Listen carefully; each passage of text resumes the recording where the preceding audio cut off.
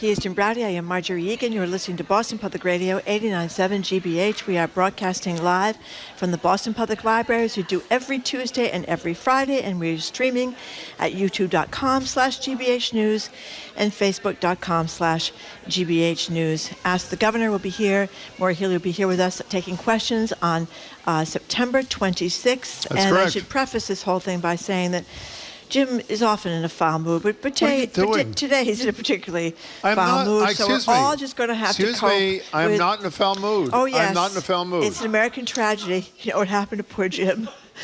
His Tesla was towed, not once, but twice, and I think he may be heading for a third towing this afternoon. There might be a third towing this afternoon. But, you know, first of all, thank you for bringing that up. We feel your pain, Jim. It's not depressing me at all. Those few of us who have a Tesla as well. No, but it's 6 months old. What do you expect from a Elon Musk car? Thanks for bringing that up, Margaret. You're welcome. I really appreciate it. You're just going to have to suck it up, Jim. I am going to suck it up. I want to bring up something much more positive before we get started. Yesterday was a celebration of 40 years of the great, great local newspaper, the Dorchester Reporter, founded by the Foreys, the parents of the great Bill Forey, who's obviously been running the paper for years.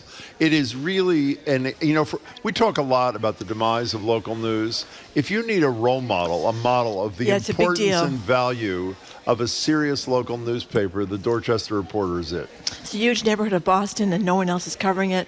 I mean, the Globe may occasionally, but basically it's the Dorchester Reporter. If you want to know what's going on in your own neighborhood of Boston, you got to get the Dorchester Reporter. And they have a broader reach. It's brilliant. There's a lot of insight. Wonderful people have come out of there. Wonderful people are there. So congratulations to Bill and his team. It really is. It's a great anniversary. Here's the 40 plus more. In any case, President Biden's son, Hunter Biden, has been indicted by Special Counsel David Weiss in connection with guns he purchased in 2018, the first time in U.S. history the Justice Department has charged a child of a sitting president. How many times have we said that phrase? First time in history.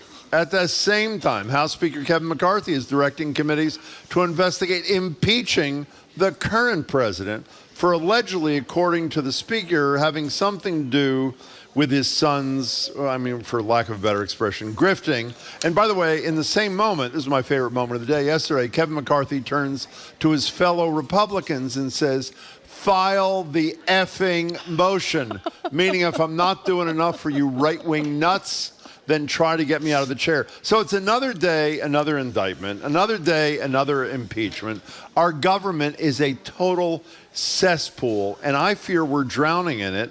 Are we doomed? Is there any way out of this endless, relentless corruption and crap and name-calling and impeachments and whatever? How you feeling about all this? 877-301-8970 is our number to call or text. It is incessant. It is every single damn day. And by the way, let me just say, even though a lot of experts say that the actually charging him with all these felonies is excessive compared to similar offenses by other people around guns when, you know, he denied his addiction and that sort of thing, there's merit to the charge. I'm not saying there's not merit to the charges against Hunter Biden, but it's every single day. Well, it's all we read about. Here's the thing. We've talked endlessly about former President Trump and his endless offenses, and they are many. And I think you're getting worn down, even if you can't stand Trump. That's exactly from listening right. to the offenses against him day after day after day. I mean, I'm in this business. This is what I do for a living. I can't stand to listen to it or read about it anymore. I'm so sick of it. But on the other hand, you can't gloss over the fact that the other side now, Hunter Biden, is in hot water, and this may impact the president's re-election campaign. And what is President Biden going to do about it? Is he going to keep saying he just loves his son, end of story? Is he going to talk about this? So, I mean, the Republicans have been talking about Hunter Biden endlessly. Obviously, it does not compare to what President Trump has been charged with. No, we're not equating anything. But you can't ignore it because we would look... we just look ridiculous if we didn't talk about it. Here's the thing, Jim. You kind of have to talk about an impeachment inquiry, even though this is like the third impeachment. I'm not talking about not talking about. I'm just saying Hunter Biden. It is crushing. It is crushing to wake up to this crap every day. And it is. And I don't really see the way out of this. When the goal, I mean, let's step back about a week and a half. A week and a half ago, the federal government announces that they're going to negotiate prices, Medicare is, on 10 drugs, which is going to change the lives of tens of millions of people. Well, do we talk more about that, or do we talk more about Hunter Biden and Kevin McCarthy saying, file the effing motion? Well, here's the thing. The changing of the drug prices, which, of course, the GOP opposes, is a big deal. It is a massive big deal. We talked endlessly about people that were dying because they couldn't afford to get their diabetes medication, or they were diluting it, and it was making them really sick. You hear all the time, but people can't get their heart drugs, et cetera. That's a very big deal. We don't talk about that very much. We don't talk about the fact that the Inflation Reduction Act is making a huge deal in terms of this mess that we've gotten ourselves into with this climate breakdown, which we're seeing all around us. And the guy that did that is losing in many polls to Donald Trump with his multiple indictments. So you kind of just wonder. By the way, the government's about to close down, too. We left that out of the mix. I forgot about that. And last time the government closed down, remember we had all those terrible stories about the federal workers who were paid so little that they were running out of money within 2 weeks of not getting a paycheck. So Jose Andres was feeding them on the street because they didn't have enough money to pay for food. We have a strike at the big three, General Motors, Ford, and that whatever that third company is that's well, it's not called Chrysler anymore. I can't say whatever it is. In any case, and they're asking for a living wage because they think it's not right that they're struggling while Mary Barra gets $29 million a year. So the question, I guess, is what I posed at the beginning. Is our government, is our politics in such a cesspool that we're all just going to drown in this? You know what? Or is there ever a way out? You know what? We've been together on the radio for, 20 years or something? 24. Okay.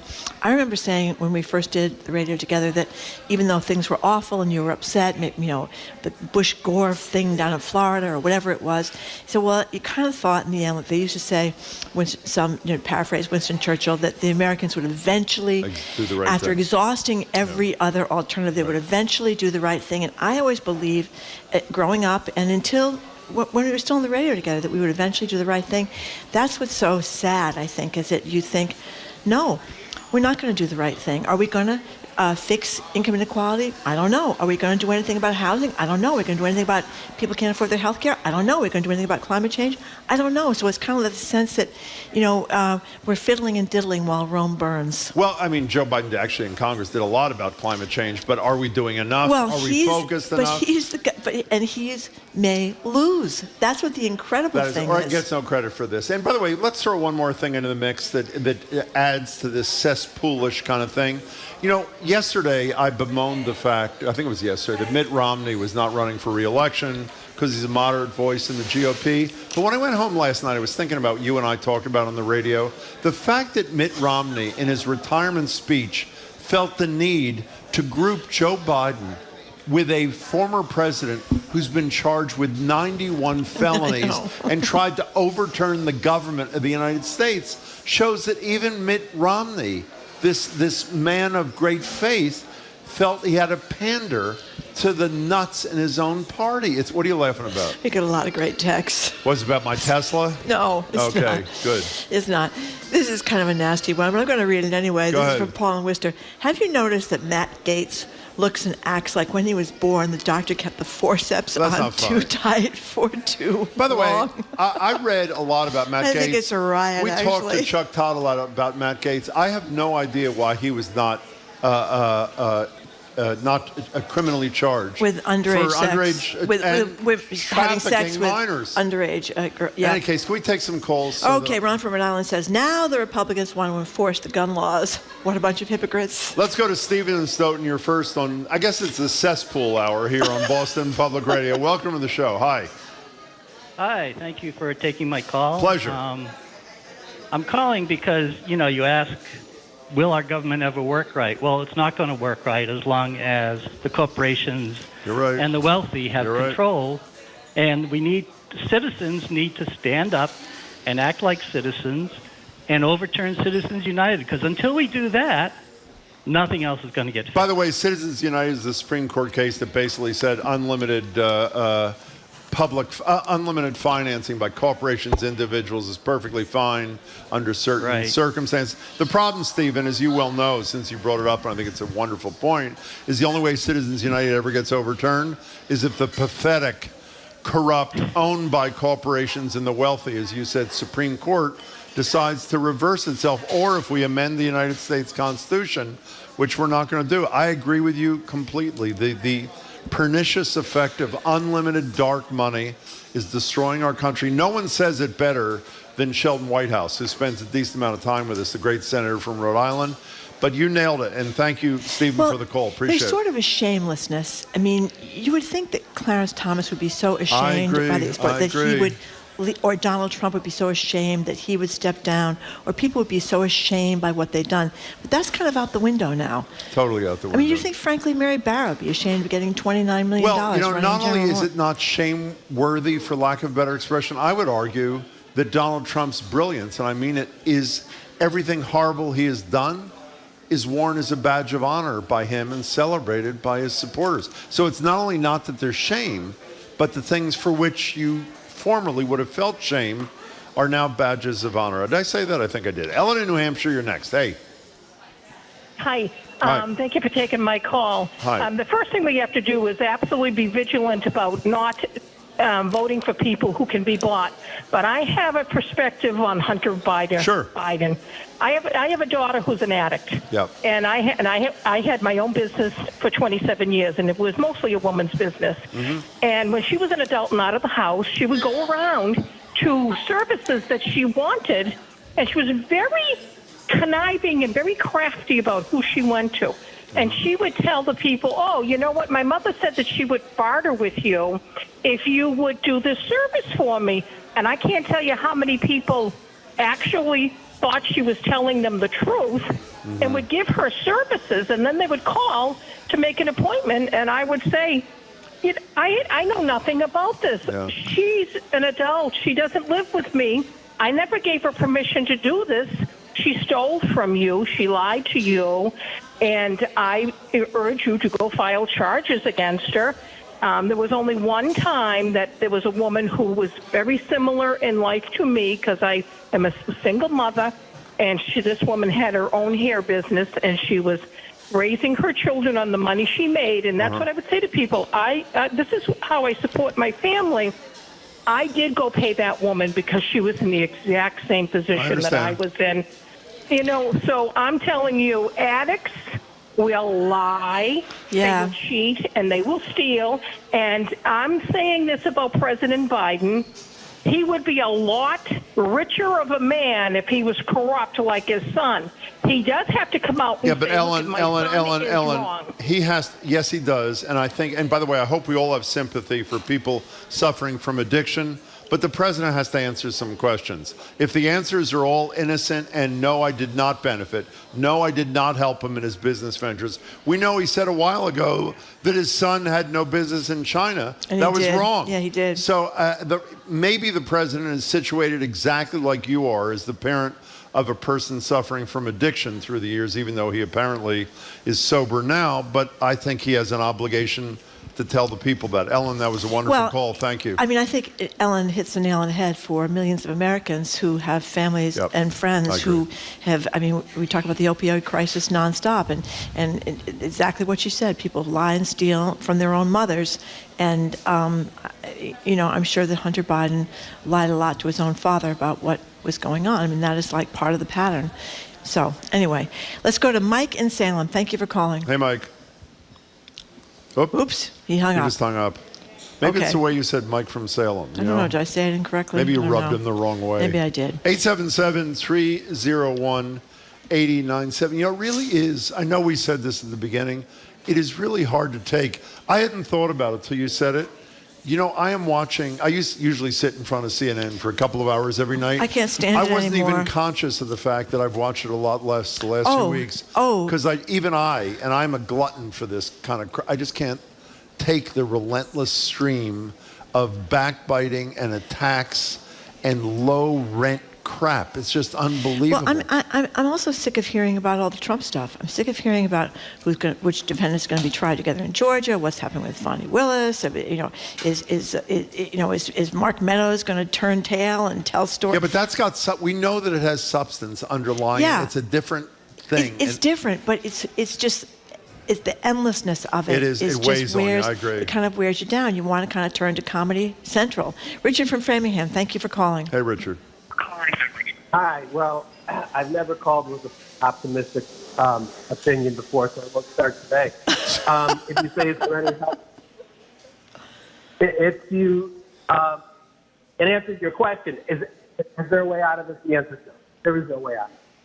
I don't think we're going to implode and have this, death and dying in the street, but we're going to end up as a permanently dysfunctional place that is not very good to live in unless you are really wealthy. I agree with that. I hate to agree with you, Richard. Part of what gets me there, I'm curious to know why you think that.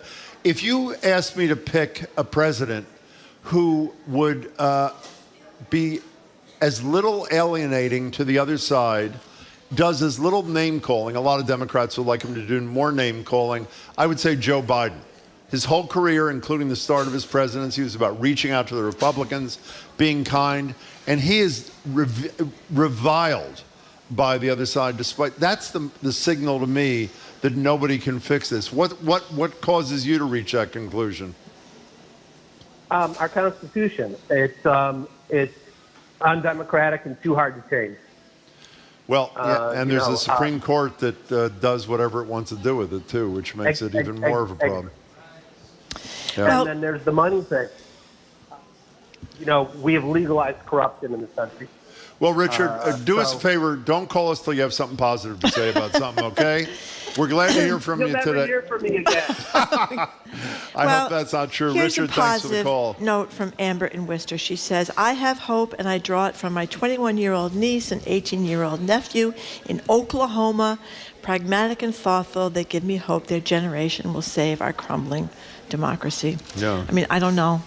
I don't know. I mean, How I think, are you feeling? Are you hopeless? Or are you just upset you can't get through like the nighttime news consumption thing? Well, how deep is your hopelessness? The capitalism is not very popular among large swaths of the younger generation. Well, it's not working terribly well in this country. It's not working for them, and because it's unregulated capitalism, we've talked about that a million times. You have to regulate capitalism, and we've stopped doing that. So I don't know if they can change things around. I know they're going to have an impact on climate, because when you think about this, is probably the best summer we're going to have for the rest of our I know you keep lives. saying that. That is unbelievable. I mean, we're going to volleyball between drought and drench, and we're talking about a tropical storm just hitting parts of Cape Cod and Westport and maybe up in the Gloucester area. And normally you'd say, okay, well, heavy winds, maybe some rain. You're not really that upset about a tropical storm. But after what happened in Leominster and after what happened on Cape Cod, that's what you think, well, what is that going to mean? Does that mean if I drive my car, the water's going to be up to my door in like 15 minutes? So it's this uncertainty, I think, is really hitting young people. You know what the least horrible thing I've experienced in the last 24 hours is? My Tesla being towed twice. That's how bad things are. It's not quite a highlight, but it's not as bad as everything else that's going on. By the way, what'd you have to pay for your Uber ride at rush hour? It was only $66. But not only was it only $66, but it only took about an hour and 10 minutes to go 2 miles. So it is really it's like they're ganging up on you. We got to take a break, Margaret. We have to take a break. We have to take a break. We're talking about how much can we take? Have you had enough? How are you coping with the decline that we're seeing all around us? And of course, we're talking about this today because we've had the indictments against Hunter Biden. Is the indictment the right word, Jim? The attorney, is that? Yes, indictment. Okay, thank you very much. For gun charges. And the impeachment, the question of impeachment of Joe Biden. Once upon a time, you needed proof of serious malfeasance to impeach the president, but that's gone out the window too. You know, I just realized what would help me if I could file an effing motion. I don't even know about what, but I'd like to do that. That's the most wonderful thing Kevin McCarthy's ever said, as far as I'm concerned. Maybe he's even reached his limit of being a pretzel. By the way, he didn't say this publicly. He said it in a Republican caucus because the notion is the right-wing nuts in his party, they want impeachment. They want government to shut down, and he's basically saying, what is enough? If you want to get rid of me, try to get rid of me. You think about who these people are. We talked about Lauren Boebert. I know, that's who they are. Who gets thrown out of a Beetlejuice concert performance because she's so disruptive and vaping and causing all this angst, and she's screaming at people, "Do you know who I am?" on the way out. She's the one that's the kind of person that's pushing this thing. I mean, it's really depressing. And Marjorie Greene. And the only hope, Marjorie Greene. the only hope are people love like we her. discussed yesterday, Susanna Gibson, who's having live sex with her husband on television for which she can pay and hopes to be in the House of Delegates That's in right. Virginia. She's a Democrat. We should point that out. She is not a Republican. She is a wild and crazy Democrat. Anyway, we're talking about Hunter Biden, impeachment of his father, Joe Biden. Shutting the government down. Shutting the government down, that's right. And how things are going here in the United States of America. The conversation continues after the break. You're listening to Boston Public Radio, 89.7 GBH. We are broadcasting live from the Boston Public Library. And we are streaming at youtube.com/GBH News and Facebook.com/GBH News.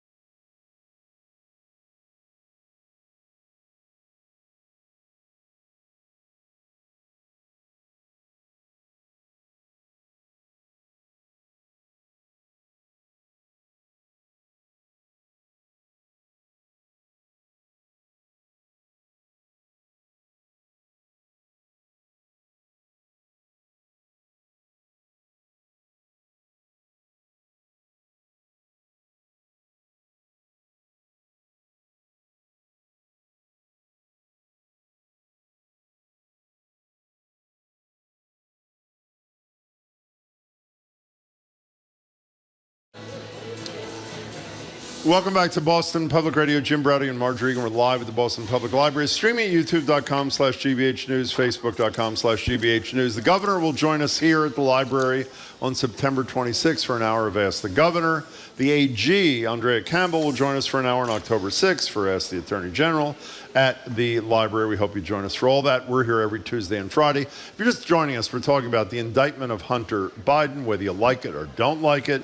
Kevin McCarthy greenlighting an impeachment inquiry into Joe Biden for, it appears so far, absolutely nothing except to placate the nuts in his party, the likely shutdown of government in not too long a time, and whether or not this is just today's version of the cesspool that Washington has begun, and whether you fear, as I do and some others do, that there's no escaping this. This is our future. 877-301-8970. Here's a texter who says, 2 major events started this. Reagan abolished the Fairness Doctrine and Citizens United. All media makes money. When we're divided, won't get better until new, younger generation comes along. I think it's true. And another thing is Donald Trump winning, and elections have consequences, and picking 3 members of the Supreme Court who don't give a damn what the American people want and have chosen, and are repealing it all because of that money and that power. You know? Joyce says cannabis is very hopeful. We're actually going to talk to somebody who's doing quite well in the cannabis business. Although the cannabis industry is suffering. I mean, they're not making as much money as they thought they would. His delivery service just opened in July, and he apparently is doing pretty well. And get delivered and feel hopeful. A man of faith. This is man good of news, faith. I Hello, hope. Reverend Jim. Hey, Reverend Jim. Are you What's optimistic, or are you miserable like the rest of us? Well, I'm here to help Jim step back from the ledge. Oh, good. Thank you. I'm referring to the earlier caller who was saying that we can't get out of this. And Jim, you agreed with I do. We survived civil war in this country. We did. A shooting war with over 600,000 people who died in that war. We get past it. We can get past this. I mean, I am concerned. Yes, it is accessible. And, I am concerned about, what Mitt Romney said about his colleagues not caring about the Constitution. That's frightening. There's a lot of worries here, but this too shall pass. Okay, but Reverend Jim, other than history, and I'm not suggesting history is not some consolation, other than the fact that Fox News and social media, which are part of the problem, didn't exist during the Civil War. Other than history, do you have anything more current that gives you hope other than faith? That's what I thought. Okay, Reverend Jim. Oh, go ahead. I'm sorry. Go ahead. No, I'm sorry. I'm driving and I had a hard time answering. That's fine. It's fine. We appreciate your call, Reverend Jim. Thank you very much for doing it. We have a texter who says all this has made them start praying again and going back to church. They don't know what else to do. Depends what church. Did you see Megyn Kelly and Donald Trump's interview? That was so bizarre. No. Yeah. Do you know, by the way, who's got Donald Trump on Sunday? Kristen Welker, who is for her first show after the retirement from Meet the Press of Chuck Todd, who, by the way, we're getting a lot of texts about this. Chuck will continue with us. He's just taken a couple of weeks off to chill a little bit. But she's got an interview with Trump on Sunday. I'm dying to see that. Eric from Bedford, thank you for calling. Eric.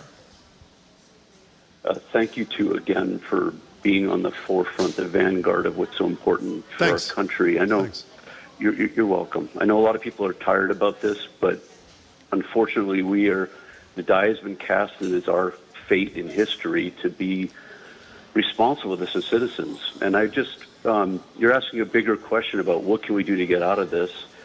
And Jim, you're a strong man, so I'm going to ask you a tough question right now. But can you remember how you described the Supreme Court when you started this? Essentially bought and paid for. I don't remember by the way, no one's ever called me a strong man before, but thank you very much. Putting that aside. Around here, we think of him as a very strong man. No, we don't. Basically bought and paid for. What did I say? Well, so let's go back 20 years ago. What did you think, how did you perceive the Supreme Court of the United States of America? Well, I mean, sometimes it tilts left, sometimes it tilts right, but I thought it was one that more often than not would reflect what the American people believe and care about, and I don't think that anymore. Is that what you're looking for? Well, to me, that's sort of the key. So you're asking, what can we do? It's when you say things that are negative about the Supreme Court, it's challenging. I agree with your perspective, but at the same time, can't we all come together and say, this once was something great. It can be again. What can we do together as citizens to ensure that the founding principles of this country... What's the answer to your question, Eric? Kind of I'll tell you what the answer to the question is. Joe Biden should grow a few and stand up and say we should expand the Supreme Court so we can restore balance to it. He won't even say that.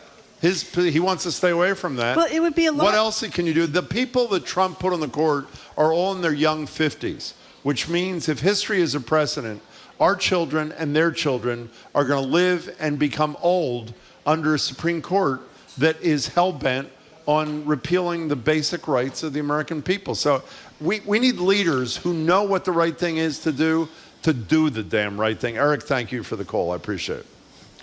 877-301-8970. We're talking about the mess we're in here on many fronts. Is it wearing you down? How are you keeping hope alive? As Jesse Jackson used to say, keep hope alive. Remember he used to say that? How old is he now? About 88? Yeah, he is. And he retired from his organization, actually about a couple of months ago. But another person has done some pretty great things. Gary from Hudson, thank you for calling. Hey, Gary. Hi, guys. How you doing today? Good, thank you. Thanks for calling.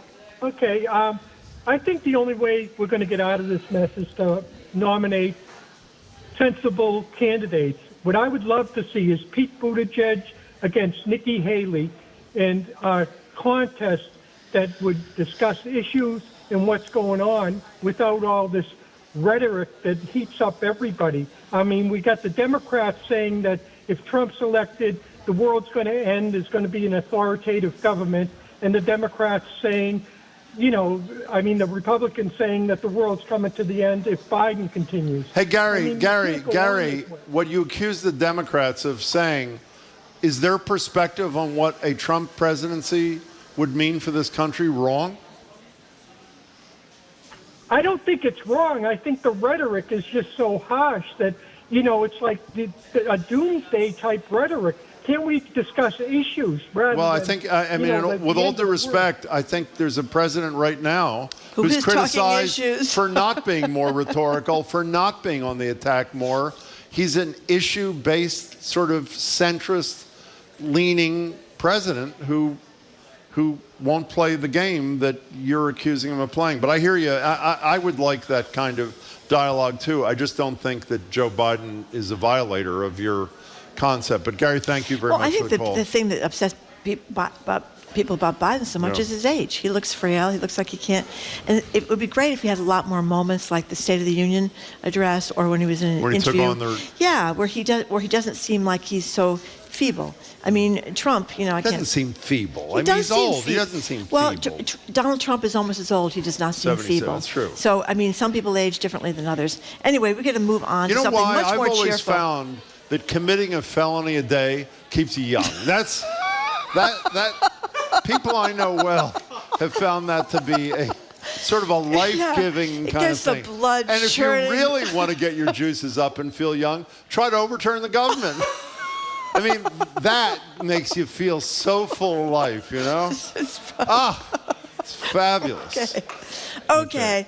We're going to be much more cheerful coming up. We got live music Friday here at the Boston Public Library. We're going to hear from players, musicians in Clave and Blues, from Clave and Blues, and talk with some of the organizers behind this month-long celebration of Hispanic culture in Boston. That is next. You're listening to Boston Public Radio, 89.7 GBH.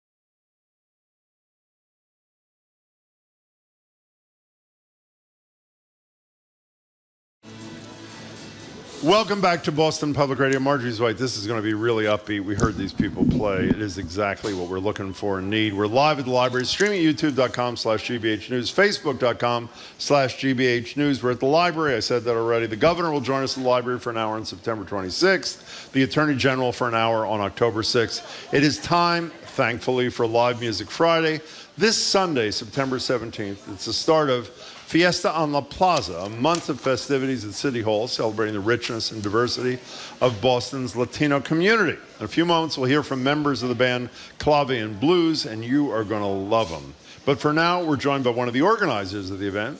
That would be Elsa Mosquera. Elsa, it's great to see you. Thanks for being here from Agora Cultural Architects. She'll explain what that is in a minute. And back with us, a familiar face, Billy Dean Thomas. I love the job, as I said last time. City Hall Plaza's engagement manager. Welcome to you both. It's great to have you here. Thanks for being here. Thank you. Yeah, well, I don't know which of you I should ask first about what's going to happen at this Fiesta, but how about you, Billy? Sure, yeah. So Fiesta in the Plaza is our kickoff, celebrating Latinx Heritage Month. We're super excited. We have a total wide variety of performances. We have the band, Clave and Blues, who you're going to hear in a few. We have upcoming, some of the Civic Pavilion, the new space we have. We're going to be doing a screening, some films. I mean, it's just a long series of incredible stuff. And Elsa, feel free to tell us more about what are you looking forward to. Before Elsa tells us, how much of this is free? Everything. Love that. Thank you very much. Okay, Elsa, fill in some blanks. What else? What's Agora, too, by the way? Tell us about the organization. Agora is with an accent. We're celebrating Hispanic Heritage Month. Okay, fine. Agora. Okay. Agora. Thank you. Agora Cultural Architects is an organization in Boston created in 2019. And our mission is really to amplify and elevate the voices of Latinx artists and Latinx arts organizations. Unfortunately, in the city of Boston, we are 20% of the population, but we are not as represented as we should be.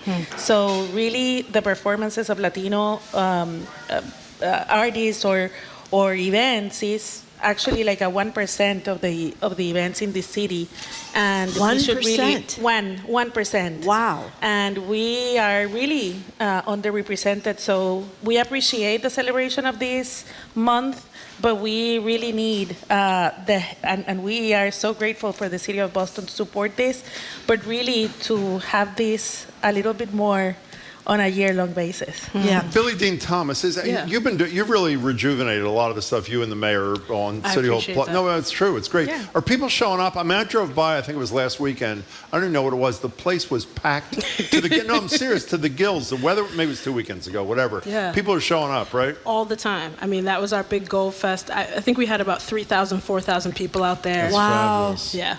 And tell people who may not know, the City Hall Plaza is different. Yep. Right? 100%. Describe it. Yeah, so it's completely 100% accessible now. We basically have this new space, which I just mentioned, the Civic Pavilion. It's an indoor space, seats about 120 people, great for public speaking, screen filmings, and then the water feature, as I mentioned to Marjorie last time, the playground. We have some water feature there for the kids to run through when it's hot, so it's an incredible new space. So do you want to fill in a couple more blanks about what we're going to see over the 4 weeks of this that Billy didn't show? What else are we going to see in here? Well, I am really looking forward to the start of this event on Sunday. We're having here a theater troupe from Puerto Rico, very well known. He is the person that created those head puppets that walked in the Grammy Awards with Bad Bunny. So we are making a special, we call it cabezudos, which are head puppets, which means big heads. And based on that, Marjorie and I should be part of the festivities. Let me tell you. Right, we both have oversized heads. Whatever. Go ahead. I'm sorry. Go ahead. But this will be a surprise, so I won't tell who are we honoring with our cabezudo. But I feel it's going to be magic just to have stilt walkers, drums, everyone dancing, and this big cabezudo to start our fiesta. So we're going to have Jorge Arce with playing plena. Then we have Veronica Robles with an all-female mariachi band. Then we will have tango jazz with Claudio Ragazzi Quartet. And we finish the day with Eggy Castrillo, an amazing percussionist with a big band of mambo. How do we find, I mean, if people aren't listening right now or forget some of this stuff, is there a website where they can find out what's happening? What is it, Billy? Yeah, so boston.gov/City Hall Plaza. You can also find us on Instagram at Arts in Boston. And also, I have to say, culturalagora.com/Fiesta en la Plaza, and you will see. Say that one more time. www.culturalagora. Agora. But you know.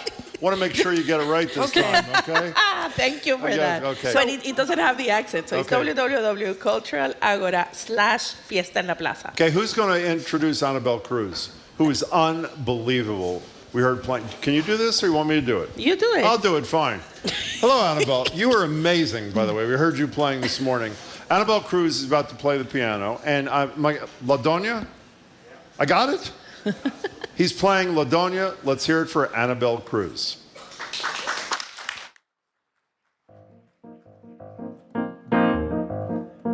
This is a tribute to the street vendors of Cuba. They're also musicians.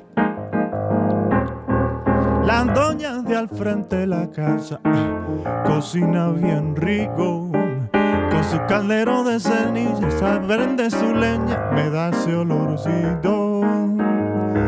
Ay, mira que doña, pa' tener la mano buena, hasta la rapa bien le queda. Si probaras esos dulces que hace esa doña que vende por fuera, mira qué sabroso.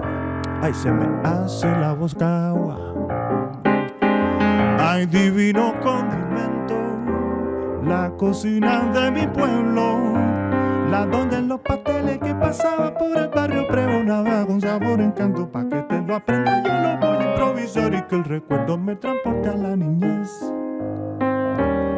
La panetela y el bizcochito, bien sabrosito lo traigo aquí. mira qué rico. Y arribadito, bien calentico lo traigo aquí. Mira casera, la panetela y el bizcochito lo traigo aquí. Mira qué rico. Y arribadito, bien calentico lo traigo aquí. Ay, mira que doña, pa' tener la mano buena, hasta la raspa bien le queda. Si probaras esos dulces que hace mi doña, que le pone crema. Que doña más linda, que doña más bella, que doña más linda, que doña más bella. La doña de al frente de la casa cocina bien rico.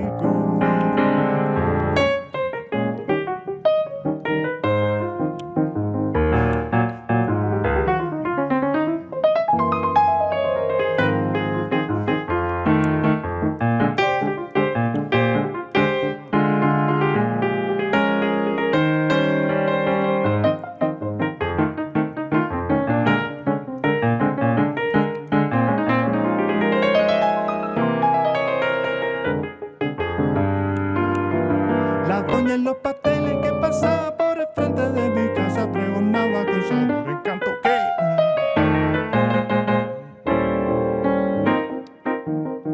y dice así: la panetela y el bizcochito arribadito lo traigo aquí. Mira qué rico y calentico, mira sabroso lo traigo aquí. Ay, qué clase de doña, pa' tener la mano buena, hasta la raspa bien le queda. Si probaras esos dulces que hace esa doña, que le pone crema, mira qué sabroso se me hace la boca agua. Hay divino condimento, la cocina de mi pueblo. La doña en los pasteles que pasaba por el barrio pregonaba con sabor, encanto, pa' que te lo aprenda. Yo lo voy a improvisar y que el recuerdo te transporte a la niñez. Anibal Cruz, La Doña. Anibal, come on over. You're joining us, correct? And where's Iris? Is she in the neighborhood here? Come on, Iris. Come on down. That was fantastic. Anibal Cruz, who just played, is joining us, as is Iris Luis Gomez. Hi. How are you? Nice to see you both. Thank you for having us. What is that? I don't speak Spanish. What does that mean? That song. What was that about? That song, it's something very special for me. I grew up in a neighborhood with a lot of street vendors. And there was this particular Cuba, lady. yes? Yes, Cuba. And this particular lady used to advertise her desserts. She was selling desserts with that melody over there. So I decided to write a song about it. But that's not the whole story. There is an amazing jazz composer and saxophonist, an American jazz composer called Charlie Parker. So he wrote Donna Lee. And I realized Donna and Doña is the same thing. Oh. So this is a tribute also to Donna Lee by Charlie Parker, all together in the same great. song. It was terrific. You were terrific too. You know, I think I recognize you from a video that I saw. Do I not recognize you? I think so. Probably. Yeah, I think Probably. so. Because you are bigger than this, right? There's a whole big group of you, correct? Yes. Yeah. Yes. And you got an album coming out? That's right. We are working on an album right now. Yeah, Iris, tell us about that. Well, we're really excited. Claudia Blues has always counted with a beautiful tradition of hosting a lot of Latin musicians around Berkeley. They not always stay in Boston, but they come to Berkeley to study, and they have participated in our band. So this album that we're trying to work on is going to host a lot of Latin American musicians, specifically from Puerto Rico and Cuba. And then it's called Las Dos Alas. That's like a line that we use a lot, de un pájaro las dos alas, which is two wings of a bird to refer to Cuba and Puerto Rico. So we want to celebrate that as well in our album. You play bass. Do you play bass? Yes. There aren't that many women bass players, That's are there? true. We need Why more. is that? Why is that? We are growing, I think, as a culture in Latin America. So I think we need more exposure of that. But yeah, it's not that common. You know, speaking of more exposure, Marjorie started the show by saying I'm in a bad mood. I'm not in a bad mood. I'm in a horrible mood today. But having said that, that's not that unusual, actually. Having said that, when you guys were rehearsing before, Yeah, that music that you're going to play in a minute is so full of joy and That's life. right. Yeah. And it's just unbelievable. Why is there not, starting with you, Iris, why is there not more of a presence, at least to me, of that kind of music in a city where the population of Latinos is exploding like Yes. it is? Yeah. It's hard to find, though, no? It is, and also with the pandemic, we kind of suffer a little bit that the venues closed, and you know it's not as good as it was before. But a funny thing is that talking to musicians from our band that are a little longer in the city, the same exposure is actually being the problem for many years. So it's not a recent thing. We definitely need more representation for sure. Yeah. Why do you This is a cry out. But there's Yes. a demand, right? I mean, Yes, 20% of the population in this True. city and exploding is Latino. Yeah. We Yeah. just need to get the boots on the ground and, make the work and make sure that this becomes part of the Boston culture as well. This is a cry out to anybody that wants to host Latin music. It's wonderful for your emotional. It's very upbeat. But I was thinking, you were mentioning Berkeley, and you were mentioning not a lot of venues, and you think of a huge Cuban population in Florida. So you would think that that's different. I mean, you're talking about Boston. Yeah. Oh, yeah. Absolutely. Yeah, and it maybe, I don't know. It's just I mean, what do you think it's about besides the pandemic? I just think it needs to be promoted. We need to work in representing that music, being outspoken, and create the foundation for it. I think this festival that we're going to have is a wonderful opportunity to do that. Yeah. And for, of course, support from financial institutions, from governmental institutions. That will be great too, because it's a wonderful thing for the population in general. I think it pays a good service to mental health and dancing and doing things that are great. Iris, how big? You're going to introduce before you play in a minute your fellow band members. When Clave and Blues is all together, how big an operation is it? It's big. It is. Marjorie was talking about the video. It was all great morning, video. by the way. I mean, She the whole was, thing, honest to the God. musicians, She the dancing, the was. singing, the whole thing, and it was so wonderfully done and edited and everything. It was great. Thank you. So how Yeah. big? How big? We go from a trio to a 12-piece band. What, the other people just forget to show up, or what happens? No, we actually want to promote the different sizes for sure. For this festival, we have 12, but we also have guests, so it might get to 15.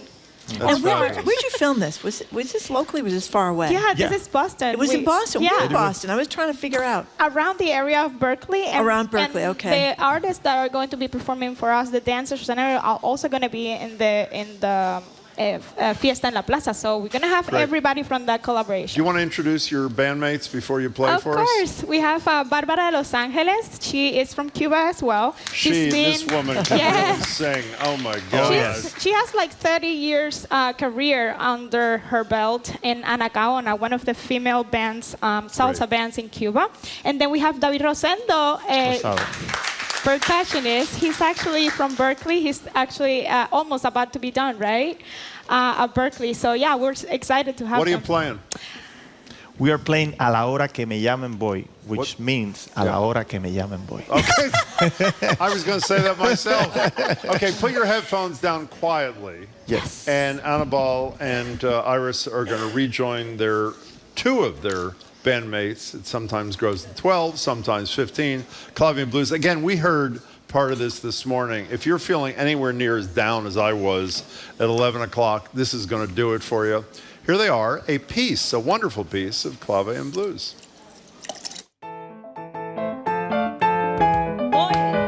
Que yo me voy. Aníbal, vamos conmigo. A la hora que me llamen voy. A la hora que me llamen voy. Chacho.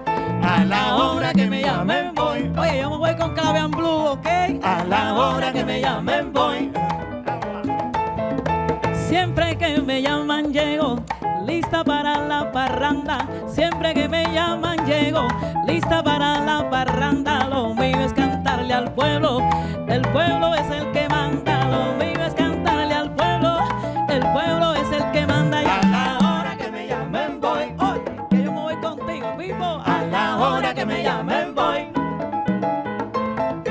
Si tú me pides que cante, ya que él me pide que baile. Si tú me pides que cante, ya que él me pide que baile. Yo como soy elegante, tiro un pasito al aire. Yo como soy elegante, tiro un pasito al aire. Que a la hora que me llamen voy. Vámonos conmigo. A la hora que me llamen voy.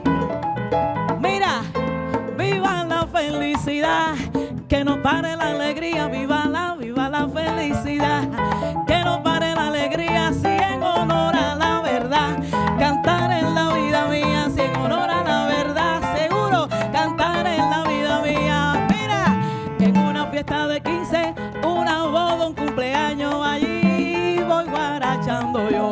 A mí me están esperando. A la hora que me llamen voy. Seguro, vamos para allá. A la hora que me llamen voy. Con Camión Blue yo voy a gozar. A la hora que me llamen voy. Ay, pero qué rica la rumba, vamos para allá. Muchachos, la fiesta en la plaza se va a formar. A la hora que me llamen. Esta es la cubanía que traigo yo desde la cuna, eso te lo digo. Vamos, Elsa, no te quedes fuera. A la hora que me llamen, voy para allá. Oye, la fiesta se formó. ¿Dónde? Mira, aquí. La fiesta en la plaza, te espero allí. Vamos, aquí. ¿A dónde? Repítelo otra vez. Vamos, aquí. Vamos a marchar de verdad. Aquí, yo vengo con mi bandera, cámara. Sí, con la música cubana la respeto de verdad. Claudia Blue, vamos para allá, vamos a gozar. Oye, Iriley, Claudia Blue, vamos aquí. A la hora que me llamen voy. Muchachos, vamos para la rumba. A la hora que me llamen, esta mulata le zumba. Epa. A la hora que me llamen voy. Vamos a la racha. A la hora que me llamen voy. Seguro te espero allí, ¿ok? A la hora que me llamen voy. That was fabulous. Have been listening to players from Plaza and Blues. They're performing September 23rd. Wait a minute, September 23rd? They're not the opening weekend. They're the second Okay, weekend. just want to make sure that was that's correct. right. September 23rd at City Hall Plaza for Fiesta on La Plaza. The festival kicks off this weekend. For more information, go to culturalagora.com. That's Cultural Agora spelled AGORA.com for all the information. Thank you so much You for were such great. a great You were really treat. That was great. That wonderful. was fabulous. As the new Thank you. news, how much would you pay to I'm do the feeling better Sunday already. New York Times crossword with Natasha Lyonne from Orange is the New Black? How about doing it with Jim? Well, GBH's Callie Crossley has that story and more. She joins us in just a few minutes, listening to Boston Public Radio 89.7, GBH broadcasting from the Boston Public Library.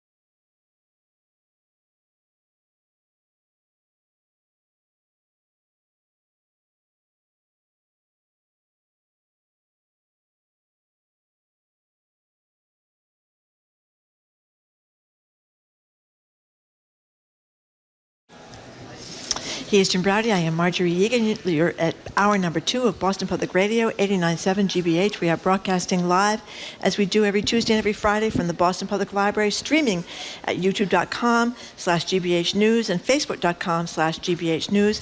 Governor Maura Healey is going to be here with us at the Public Library, and you can ask her questions here in person if you want to. That's going to be No, she's here on September 26th, and Ask the AG, Andrea Campbell, is October 6th. Got that straight. Good. Now, I want to point out, we began the show talking about what a lousy mood Jim was in. Jim's I'm in a often better mood in now. a lousy mood. He's in a better mood now after listening to all that great music.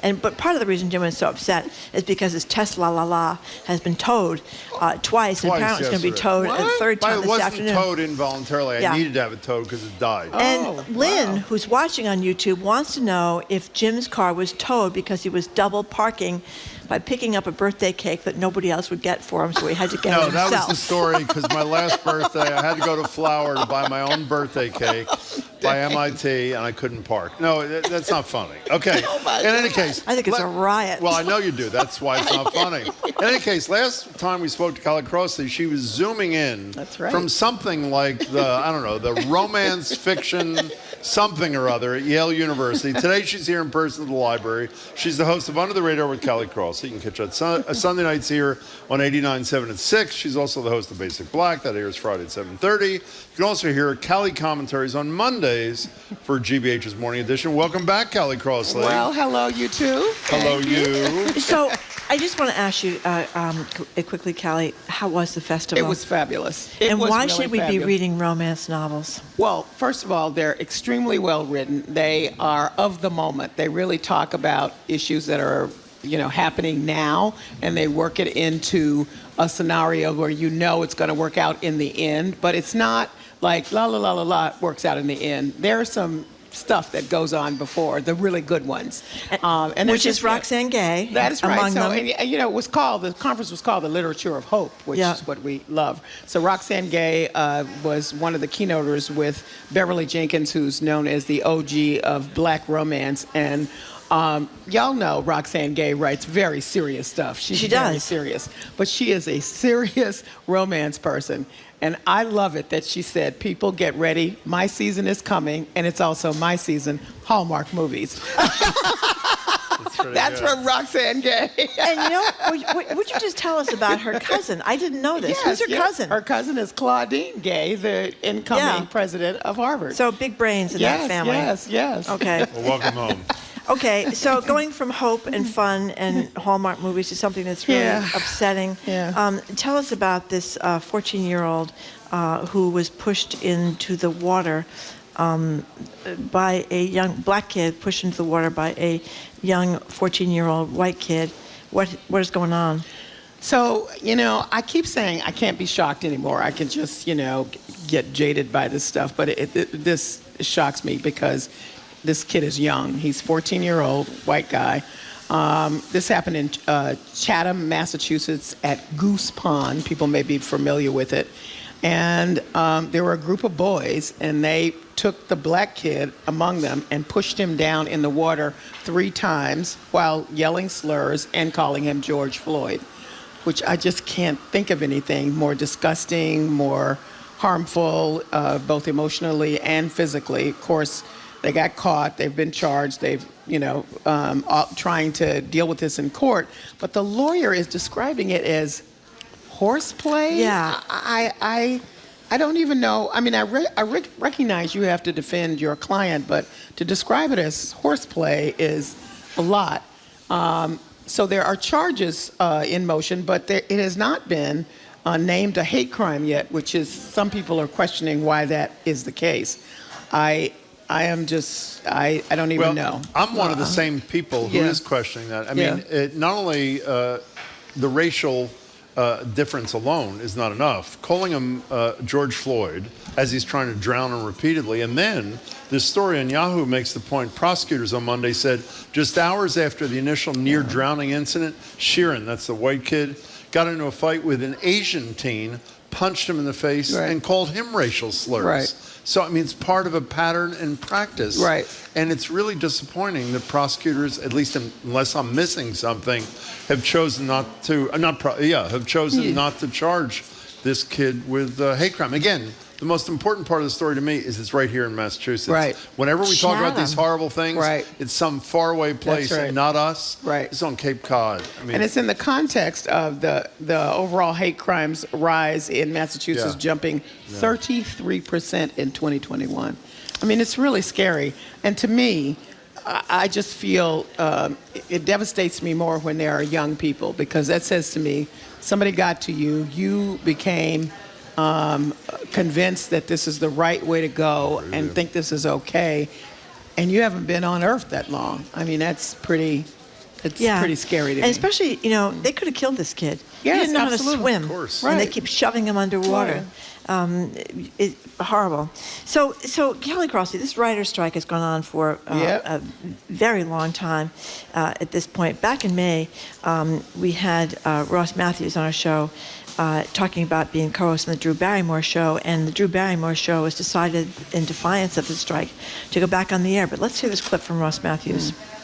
Drew was all alone in the studio, no studio audience. It was a weird time to launch a show. And I popped in for a day, and it's like we needed each other. It was instant family, and I just never left. I wasn't supposed to stick around, but I never left, and now I get to co-host that show with her every single day. And she's become like a sister. She was the flower girl at our wedding. Well, that's swell, except that she's defying the strike. I mean, basically a scab, some would Not say. basically, yeah. And so is Bill Maher. Yeah, well, Bill Maher says he's not using any writers. The difference was that she is, and I don't know where those writers are coming from, but I mean, it so goes against her whole persona that I'm having a hard time. It's just so dissonant to me because she portrays herself as someone who leads first with heart and emotion. I just don't get why she's out there doing that. It should be noted that there's a couple of other talk shows like Sherry and Tamron Hall, but they never used WGA writers, so they can go back because they never had writers from the union to begin with. And Bill Maher, I would expect as much for him. I have to say, I am so glad to hear. People call me self-absorbed. No, Is he the most self-absorbed human being on the planet? I can't bear it. And by the way, even though he says he's not using writers, there's a picket line. The union's position is that this is a struck show. Right. They're scabs. I mean, Drew Barrymore and Bill Maher are strike breakers. And so consider that. So is it just about the money? That's what I don't understand. I really don't understand what it is, because everybody knows that the power is in the unity and the power is in, come on. Of course, you're supposed to get to the point of pain so that people will at least remember the folks that they're negotiating with haven't been at the table very often. Yeah. Just get back to the table at least to have some maybe difficult conversations, but have some conversations. We had Jay Leno, the former Tonight Show host, on with us a couple of weeks ago. We both were really Oh my impressed. gosh, it was great to talk to. I wasn't a huge fan. I have to tell the truth in advance. But I had forgotten. But he paid his staff during the previous writer's strike when he was still host of the Tonight Show, and you wonder how much of that is going on with these very, very wealthy hosts. Well, I knew that personally because one of my former mentees worked for him. Really? And so she said, "Callie, we're getting paid." What did you think of him? Everybody loved working with him. That was a good experience for her. And she had worked for another talk show host who shall remain nameless, and was so awful that she had only been there a short period of time, and she called me. I was her mentor, as I said, and she said, "I'm going to have to break this contract and leave." And she'd been there like a hot minute. I said, No. They will haunt you down. You will regret this. She said, "It's so crazy here. I'm going to have to go." David Letterman? No, I'm not telling you. And then when she walked in to quit, they literally, she said they could barely lift their head up off the table. Like, okay. And so she said that meant everybody was doing this on a regular basis. She never had any problem. It was like, "I'm quitting. I can't take it." And they were like, "Okay."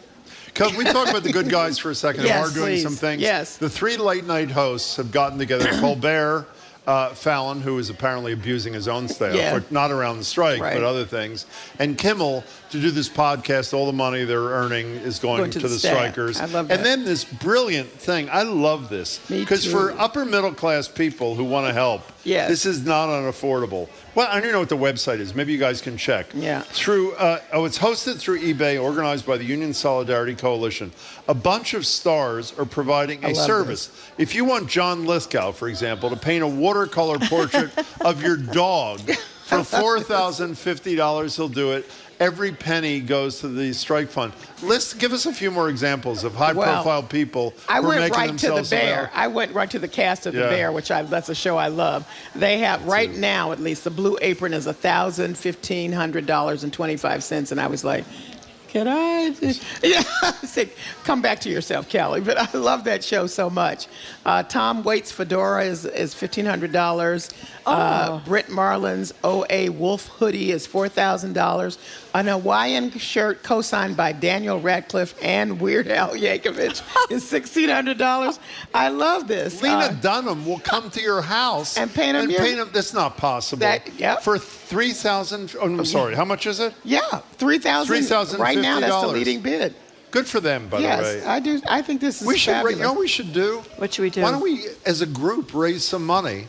Pick our favorite celebrity. The whole newsroom could do this. Oh, this is fun. We're supporting the strike, and let them come do something for us. That would be fun. I'm serious. That's a brilliant idea, Why don't you organize Jim? that, Margaret? Well, you're much more creative than I am, Okay, Jim. thank you. I think you should be the man to do it. While we're speaking, I'm sorry, you're going to say something? I was going to say Natasha Leone is helping people with crossword puzzles. I know, that's great. The New York Times crossword puzzle from Orange is the New Black. Yeah. You know, one last thing. We shouldn't leave a strike discussion without a shout out to the courageous souls in the UAW who went on strike at 3 plants today.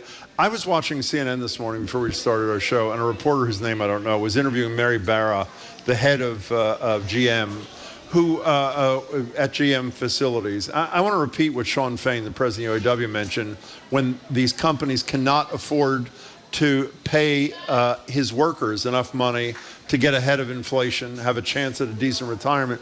She's making $29 million this year. $29 million. And when they say, I think their latest demand is a 9% increase, which is a lot in the current environment, but not undeserved, to catch up with what they lost, particularly in recent years.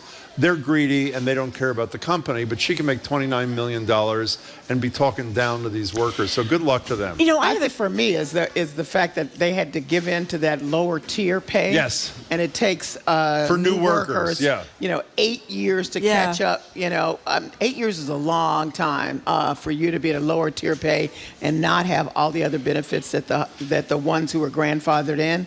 I mean, just to change that would be huge. Can I say something about that? I'm so glad you brought this. As a former union president myself, for those who don't appreciate the significance of that, one, it causes great division in the workforce because you're doing the exact same work as a more senior person, and it's taken you that many more years to get up to the threshold you described. And secondly, it's obvious, I guess, but let me just say it, the goal of the company is at some point the older workers die out and everybody's in the lower tier. So you end up with a lower paid workforce than those who preceded them. And they're also worried about what's going to happen with the electric vehicles, and the battery, all that kind of stuff. You know, I just have a quick question for you. I often wonder what happened. We talked about this in the context of the UAW strike the other day, that the difference between the line worker and the CEO in 1965 was 20 times. 20 times their salary. Now it's in the hundreds, sometimes even 1,000. So what happened that we decided, like Gordon Gekko said way back in the 80s, that greed is good? Yes. Yeah, Gordon Gekko, that greed is good. That's it. Yeah, well, and people are shameless. When we got to the point where we said shareholders are the king and queens of this situation, then it naturally went that the CEOs got boosted up as well. And that's sort of, we've never come back to that. And so, their thing was, if we're sitting here trying to figure out ways for you shareholders to get, the best that you can get, then that's when we saw a lot of what I would consider cruel decisions made around workers, around hours, around, it's a lot. And by the way, let me just say, I said it yesterday, people like Sean O'Brien from Local 25 here at the Teamsters, love him, international president, Sean Fain, finally a bunch of union leaders, and we've gone like a decade without any of this, who are willing to stand up to these employers and, much more importantly, stand up with the full support of their workers. They're not leading with the workers, questioning their decision making, but they're bringing them along in a respectful way, and I wish them all the good luck.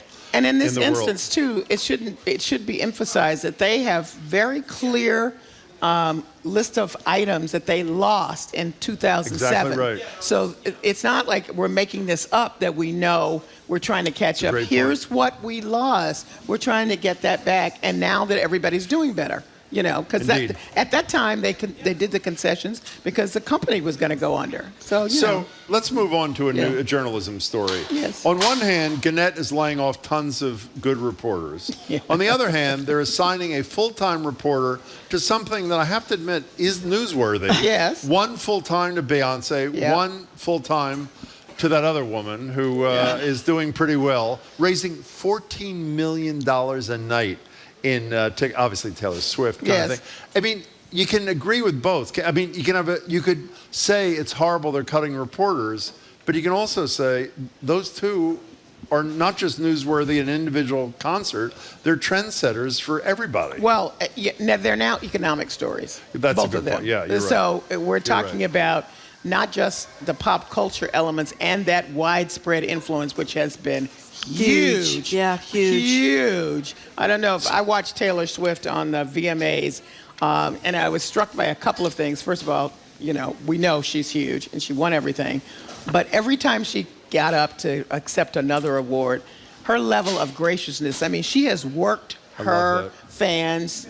She is fan central, and the VMAs are voted on by the fans. So it's really interesting to see that payback come back to her for all those years of working with the fans. And, you know, maybe she's a great actress, but she came across as, you know, sincere.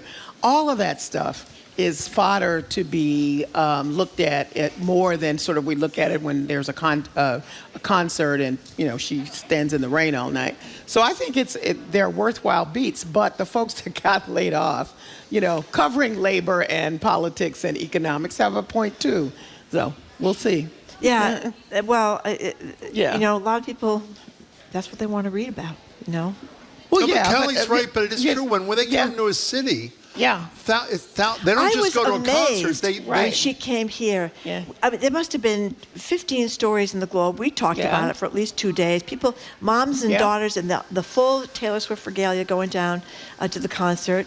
And Beyonce. No, it's the thing Kelly's saying. And coming in from all over the country, being in hotels, going to restaurants in addition to whatever they generate and then at the that concert merchandise thing that she has going on where you have to wait, you have to go to the truck itself. There are only certain things you can. I mean, these are all very clever things. And then on the other hand, I mean, maybe she could talk to the UAW folks.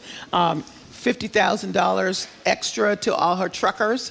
Because oh my God. I didn't know that. She has like I don't know, this is Taylor Swift now. She has 20 truckers or something, moving all that stuff around and setting up the thing. She gave them a $50,000 bonus. Yes, she did. Then each of them. In light of that, I will tell a story. I don't know if I've ever told this on air, but I've told it to Marjorie.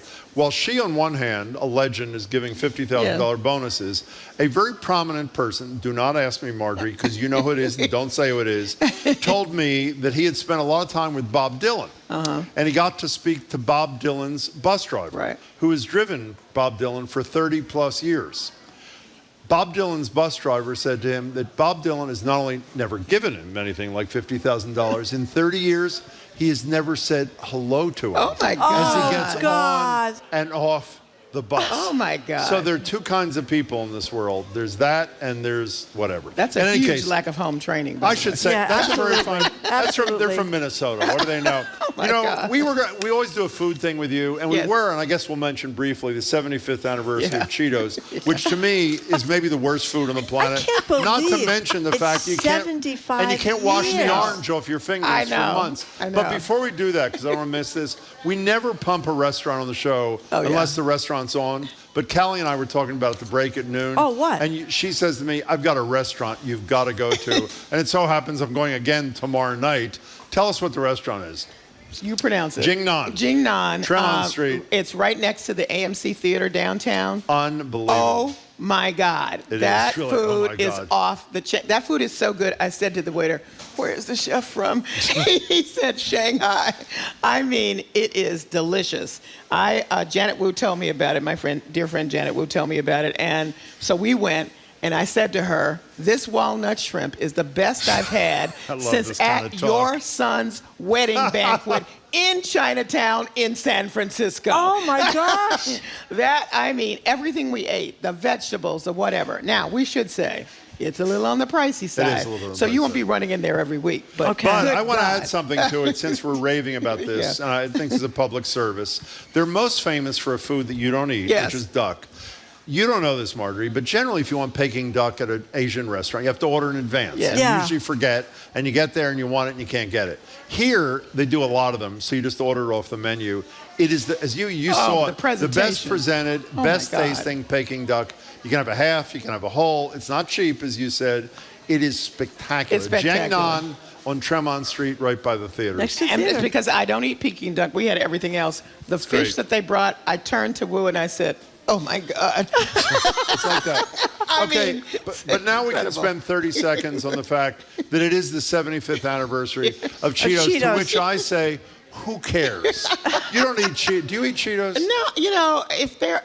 No. This is one of those things, if they're around, someone's eating them, Not they me. look good, I'll try it. But, not as a rule. I don't go for them. I don't. Do you eat them? No, I don't. Primarily because of the orange factor. It never I don't. comes off your finger. You gotta But I deal with can't. that. It's amazing that they've lasted for. I mean, I was Well, they trying to melt think in your mouth. They're, But how many other things have lasted like that for 75 years? I don't know. Lay's, Donald Trump has potato- lasted for 77 we years, like so snacks that's in one. this country. We yeah. like snacks. So Yeah. have Lay's potato chips been around Yeah, that long? I don't think so, but I I mean, don't know. Cheetos. I Boy, mean, that's where? a deep question. How's Doritos doing it? When did they come into You know being? what? I I'll don't know. investigate that. I wish you would. Get back to us next week. Speaking of next week, how about this week? What are you doing this weekend? We are doing our LGBTQ roundtable because sadly, a lot of threats, violent threats, have turned deadly. So we're talking about the case of a woman who was killed for displaying a pride flag. Could you And believe that she's was- not gay, by the that way. was She's an ally. horrible. We're talking about the multiple bans, you've heard about these in various states against gender-affirming health care, and now the legal and local advocacy pushbacks on it, and the fact that LGBTQ folks are moving from red states to Massachusetts because of the friendliness here.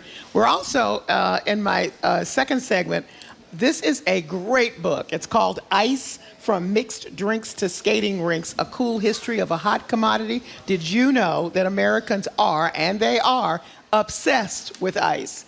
And she has detailed all the cultural You mean just in connections. drinks or in everything? Yes, and our obsession began, ding, ding, ding, 19th century Bostonian. It is an incredible book, so Fabulous. interesting. Great. So, yeah, that's my second What is segment. that place in Brookline? The Brookline Ice and Coal? Yeah, or something? all the stuff, Those every huge bit of blocks history. of ice that they How that carry all around. came to be is in this book. It's Wow. fascinating. Fabulous. That's been there forever too, almost as long as Cheetos. Yeah. Okay, good. Okay. Kelly, it's great to have you back. Great Be well. Kelly This is Crossley. Callie Crossley. Okay. Thank you very much.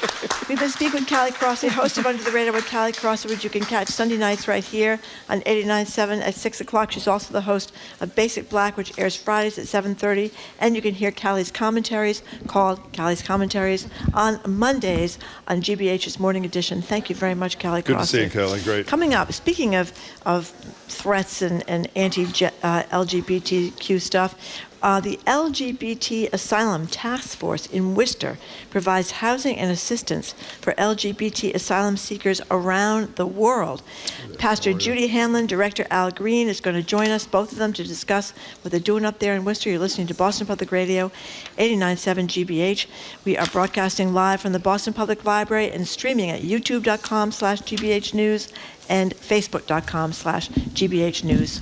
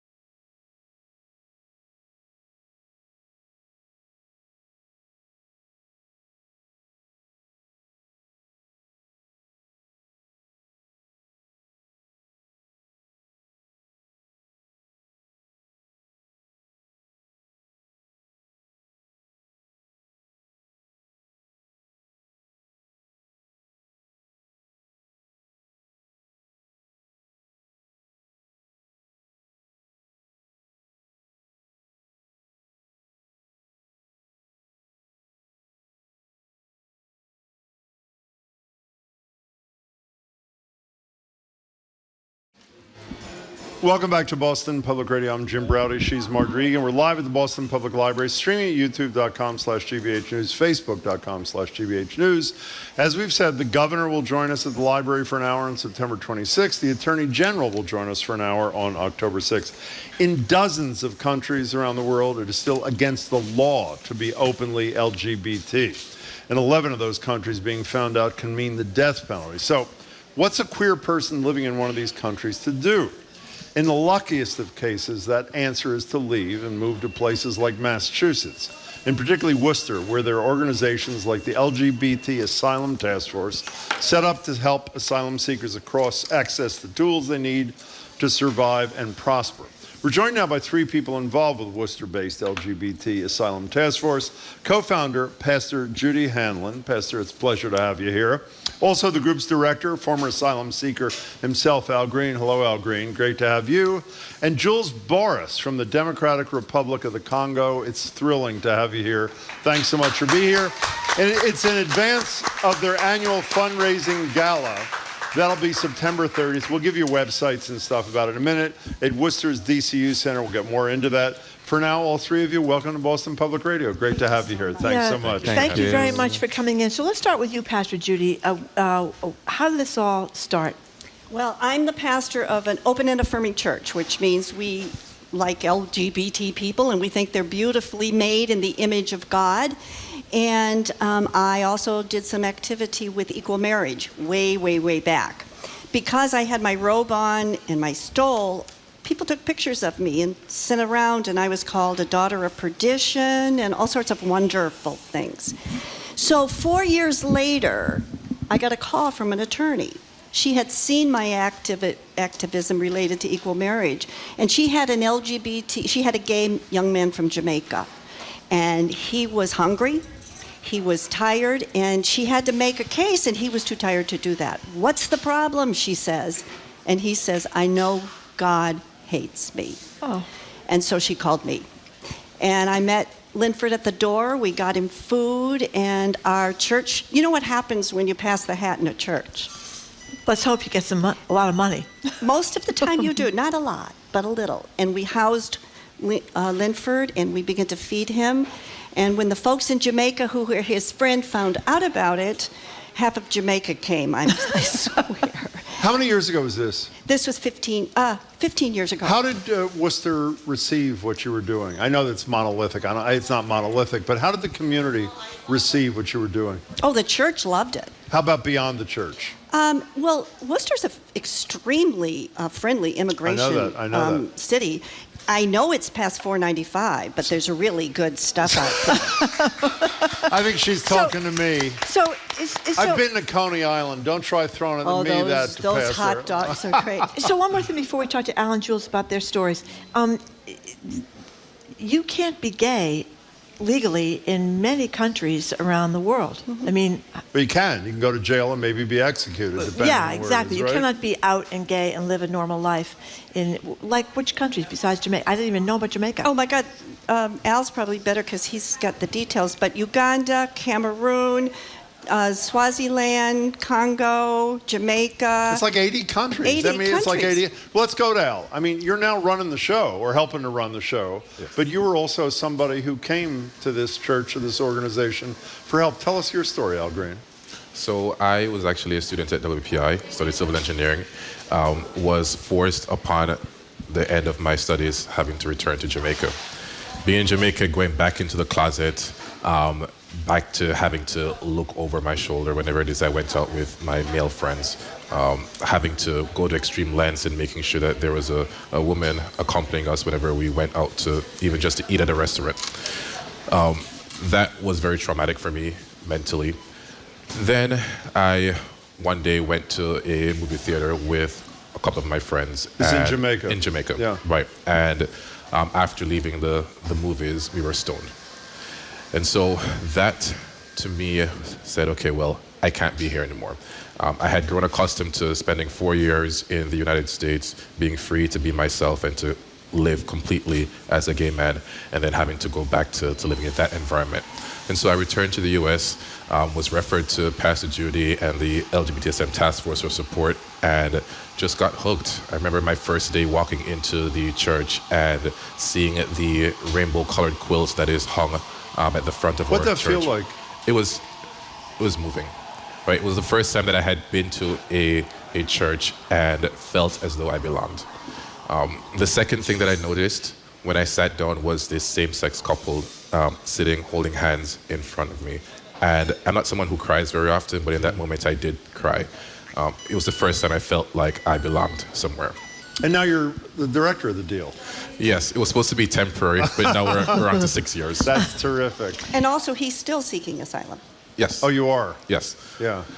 Well, we've talked a lot on the show about what the length rules of of the game time. are, and while in some circumstances this president has improved on what the president before him did, not on all circumstances, as we know. So, Jules, let's hear your story.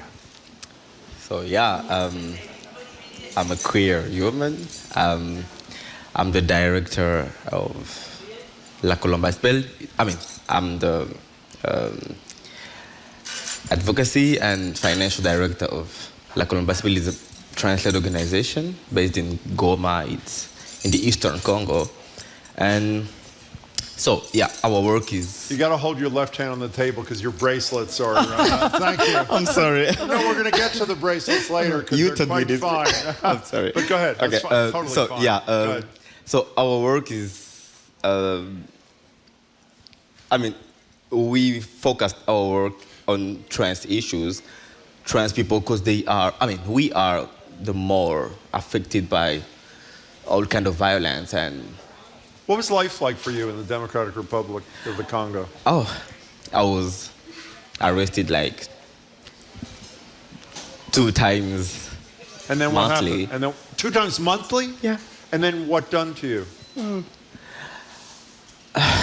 Yeah, I was raped. And now I can say it like now I can, because I'm sorry, but No, don't be sorry.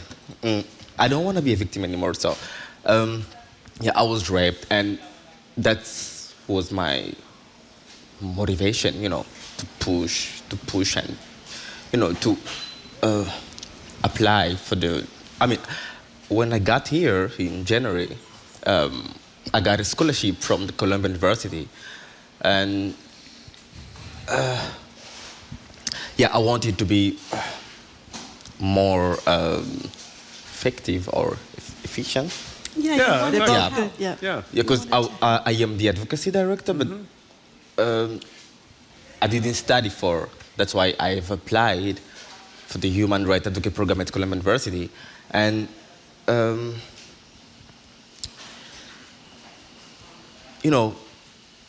every time I was like, my sisters, my siblings. When I say my sisters, I mean my trans sisters, my trans siblings, and it was too much for me. It was like, I can't stay. It's too much for me, And then I got a scholarship, and my government discovered that I was here. I was studying at Columbia University. Then they decided to arrest me when I'll be back, and because I was promoting homosexuality on behalf of Congolese people. And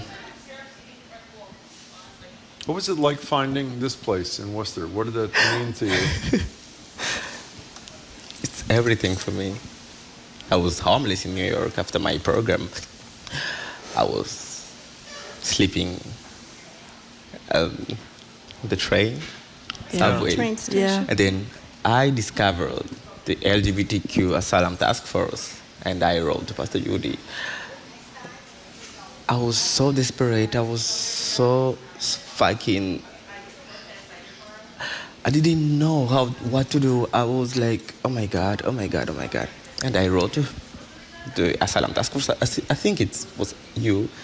Pointing to Al. She's pointing to Al, yeah. Yeah, and they paid for everything. I only had $40 in my pocket. And when I got to the Union Station in Worcester, she was there waiting for me. Oh my God. Can I tell you, while you're telling this beautiful story, Jules... I'm sorry, I'm so stupid. No, you are not, and do not apologize. We're reading a beautiful letter that Jules wrote describing exactly what she just described. And my favorite part, I have to say, after this beautiful story that you just heard, the last line urges people to come to the gala, and the final words are, come see what outfit I'm going to be wearing. Oh my God, oh my God. You don't need to miss that. Yeah. You don't need to miss that. Well, I think we have a head start here. We do. Pastor Judy, tell people, though, what you were doing up there in terms of helping people get asylum and helping people get housing while they're waiting to get work permits, which can take a very long time. Right. Basically, we are the only organization in the world, again, west of 495, that houses and feeds people.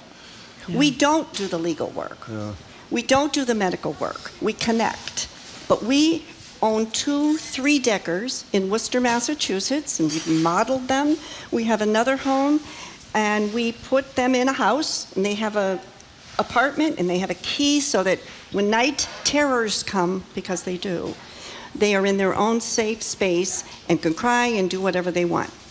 Immediately within 1 month, we ask them to try to get an attorney. That's hard now, but they work hard. And then within 1 month, we take them to Family Health Center, which is a hospital in Worcester, and they get a doctor, or they try to get a doctor. There's 5,000 too few doctors in Worcester, Massachusetts right now, so that's really difficult. And then we tell them to get a therapist. We don't plan, we're not therapists. I can do some pastoral counseling, but that's it. We give them a house and a food. That's what nobody else is doing. And within a year to a year and a half, and sometimes 2, they get their work permit. Then we give them 3 more months of care while they get a job, pay the first, last, and security, and then we bring in more people. And you mentioned passing the hat at church, but that's not enough to do all of this. It costs us $55,000 a month. Can you all hear me? To serve how many people? 30 right now. 30. So Al Green, when someone calls, like you, for example, or like Jules, and you're packed, what do you do when you know there's a need, but there's not a bed? What do you tell that person? It all depends on what their particular situation is.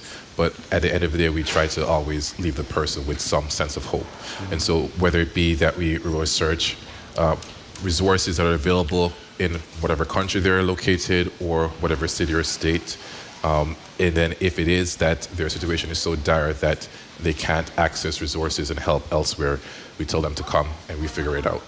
And your limit to what you can do and how many people you can do it for is just a function of resources, correct? Correct. So if people care about what you've all described, September 30th, we'll give you a website in a minute, is something they should support. And so obviously there can be more people who benefit from the work you're all doing. We had 3 people in the last 5 days. 3 new residents. They come to the church with a suitcase. Yeah. Why is there not, I'm sorry, Margaret. I was just going to ask, particularly in Jamaica, where you think there's a lot of American tourists and people go there all the time, is there any movement to end this terrible discrimination there or not? No.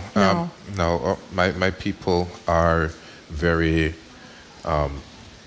set in their ways and very stubborn, and they are happy to say that they'll be independent and not be influenced by the U.S. and other forces. Yeah, and the Congo, I'm sure, is similar. There's not a movement there either. No. Not really. Margie, it's getting worse everywhere, including the United States of America. Exactly right. So we're having twice as many people come this year as came last year. We don't know what we're going to do, but we do have a real determination to not let anybody stay on the streets. No, I'll even say that when I first came on board, we were supporting anywhere from 12 to 14 individuals.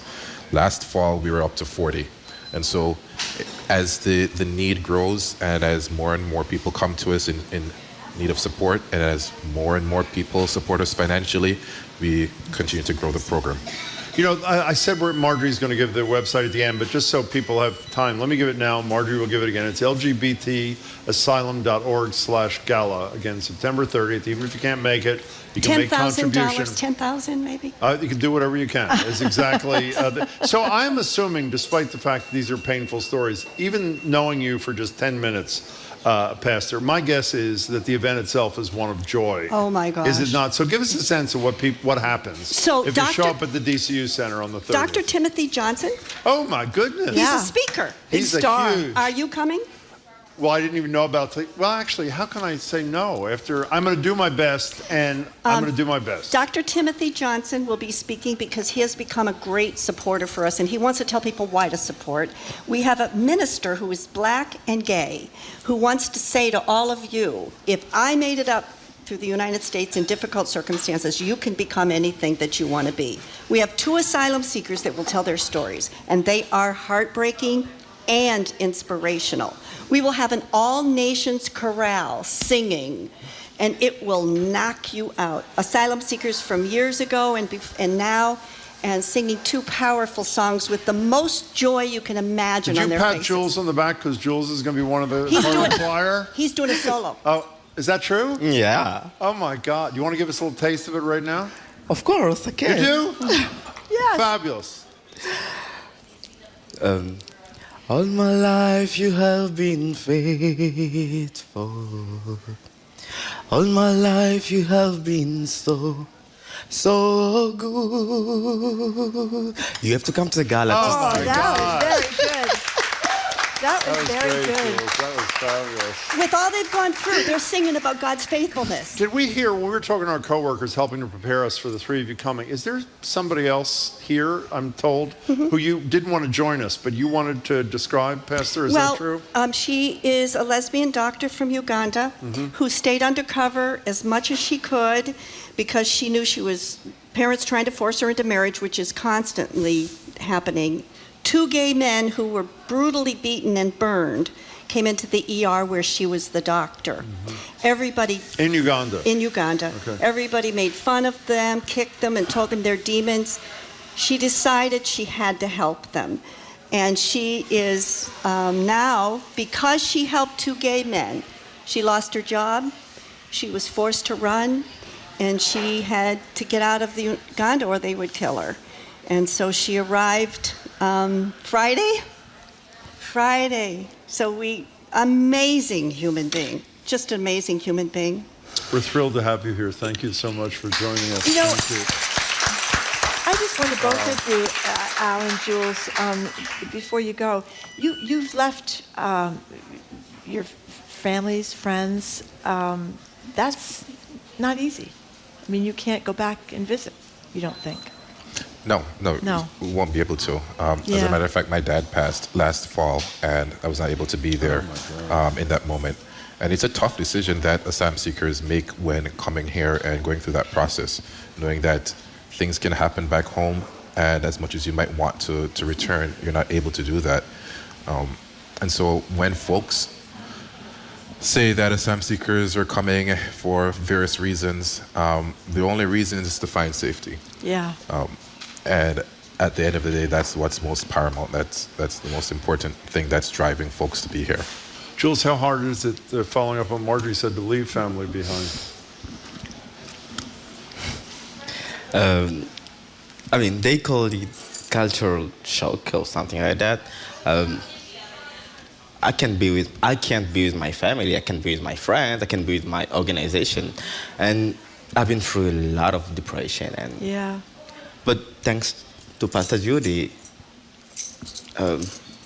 she introduced me to some people. I was talking about the God. We try to find resources for everybody. Yeah, exactly. And they try to help. That's all we can do. Yeah. You know, we have to copy with this. We have to stay alive. But it's not easy. Your auntie died this last week, and that was very difficult for you too. You can't go back. I think it's when you're a citizen that you can actually go back. Right, but even then, I mean, even then, it's still... You could be attacked. By the way, what you were doing, I'm embarrassed to say, I didn't even know about your Neither did I. organization. Not your fault, ours. This is spectacular. I mean, you deserve, all of you and all of your guests and our donors. all the donors. I mean, really great praise for what you're all doing, and we really are thrilled to meet you. And we are. I know when I said a minute ago, I'm going to do my best. I'm going to get there. I'm going to get there.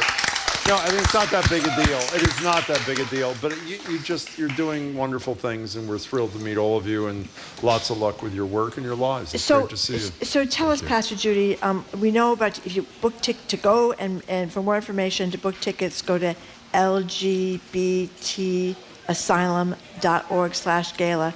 Is that the same place to go if people want to donate? Yes. Okay. Absolutely. Okay. lgbtasylum.org/gala is where to go to find out about the fundraiser and also to get tickets. And we thank you, all three of you, for coming in. And for all four of you, actually. The woman in the it's an honor to meet you, too. In the audience.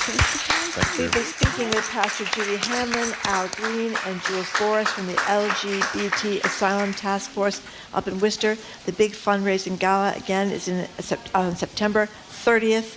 For information and to book tickets, again, lgbtasylum.org/gala. Can you get us on 60 Minutes? I always push. Yeah, Jim has a lot of connections up there. I think that's pretty obvious that you Coming always up, push, my friend. It wouldn't be here if I didn't. We're going to talk with Jared Bowen about what's going on around Great town, to the see arts you and all. culture, GBH Executive News Arts Editor. Exactly. Yes, he's next on Boston Public Radio 89.7 GBH.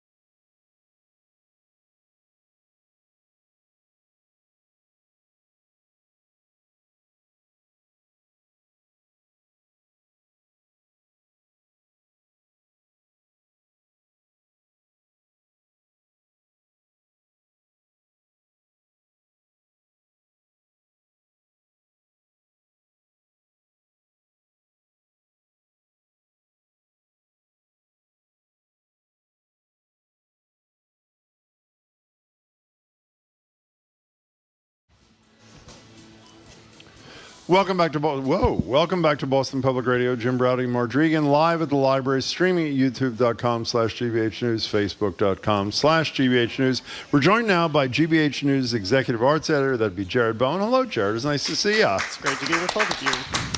So Jared Bowen, anticipating some climate protests, the Isabella Stewart Gardner Museum is shutting down on its Thursday free entrance nights? Night. Just last week, they had to do it again. So you might recall that this is the second time now that the Isabella Stewart Gardner Museum has been faced with climate protesters, people who are activists trying to raise awareness about climate change issues, but in doing so are targeting museums. We've seen what they've done in Europe by throwing food and smashed potatoes and soup and whatnot at artworks, and now here in Boston, twice now they've tried to stage a protest within the Isabella Stewart Gardner Museum. The museum found out both times, including last Thursday, and they've closed the museum because they want to keep visitors safe and they want to keep the artwork safe, because they learned that from Extinction Rebellion, this is the name of the activist group, that this latest time they wanted to use the empty frames that are in the Isabella Stewart Gardner Museum to present their own artworks. For people who don't know the story, a quick reminder, there was that huge theft at the Gardner Museum. The empty frames hang there still. The frames in and of themselves are pieces of art and are antiques. And so we have talked about this before. You know exactly how I feel about this. I don't understand, while I completely support the notions and the advocacy that the climate activists present, I don't understand why they are targeting museums. They say they are targeting museums so that we can understand what will be lost. So that is the literal why. But why are you punching down, essentially, and punching at a museum that has to close down? Because last Thursday night was their free night. This is, and you know how big free is for me, because this represents accessibility and inviting people into this space. If you're shutting down, that means that the museum is not taking in any revenue whatsoever, even though it's free, because there's nothing being sold in food, there's nothing being sold at the gift shop. So there's a business impact here. As I like to point out to the climate activists, what about all of the people who drove to the museum that night who will drive again? Yeah. I think this is what we're trying to counter. So as I say, this is the second time it's happened. The museum keeps getting wind of it over social media, so they're able to preempt it. But the ironic part is Peggy Fogelman, the museum's director, also pointed out this is a LEED certified building. If people don't know what that is, architecturally, it was built and designed to have as low a carbon footprint and environmental impact as possible. And literally, there are plants on the outside of the Gardner Museum right now, because as we talked about on this show, they have this exhibition, The Presence of Plants in Contemporary Art. So these are artists who are also looking at themes with a lot of symbolism, but also addressing climate change. So the museum is arguing they're trying to do their part, and when they have to shut down, they can't do their part. Okay, but let me, having said that, I am with you. I love mashed potatoes, but not on a Van Gogh. However, there's a big however here, which doesn't mean that they didn't do the right thing. The only time demonstrators on things that matter get attention is when they make people miserable. Whether it's doing this thing here, whether it's shutting down 93, which happened a couple of years ago, everybody went nuts, people are dying, they can't go to the hospital, they can't get to work on time. You demonstrate for something that matters and don't cause inconvenience, and nobody knows there was a demonstration. You do cause inconvenience, sometimes worse, and they do. So how do you reconcile, what advice do you give Extinction Rebellion when they say what I just said? Anything we do, people are going to say, we are creating great pain for an individual, an organization, an institution. What do you say to that? Well, it's not an easy question to answer, because I agree with you. This is the very nature of activism. You have to make people uncomfortable. You have to make change. Maybe it's because I'm so tied to the arts that I don't understand why you're inflicting pain upon museums and artists and these administrators who are trying to do so much. So I guess by extension, my argument is take it elsewhere, but I guess that is my argument. Okay, fair enough. Maybe they should go to car dealerships. Maybe that would be a good idea.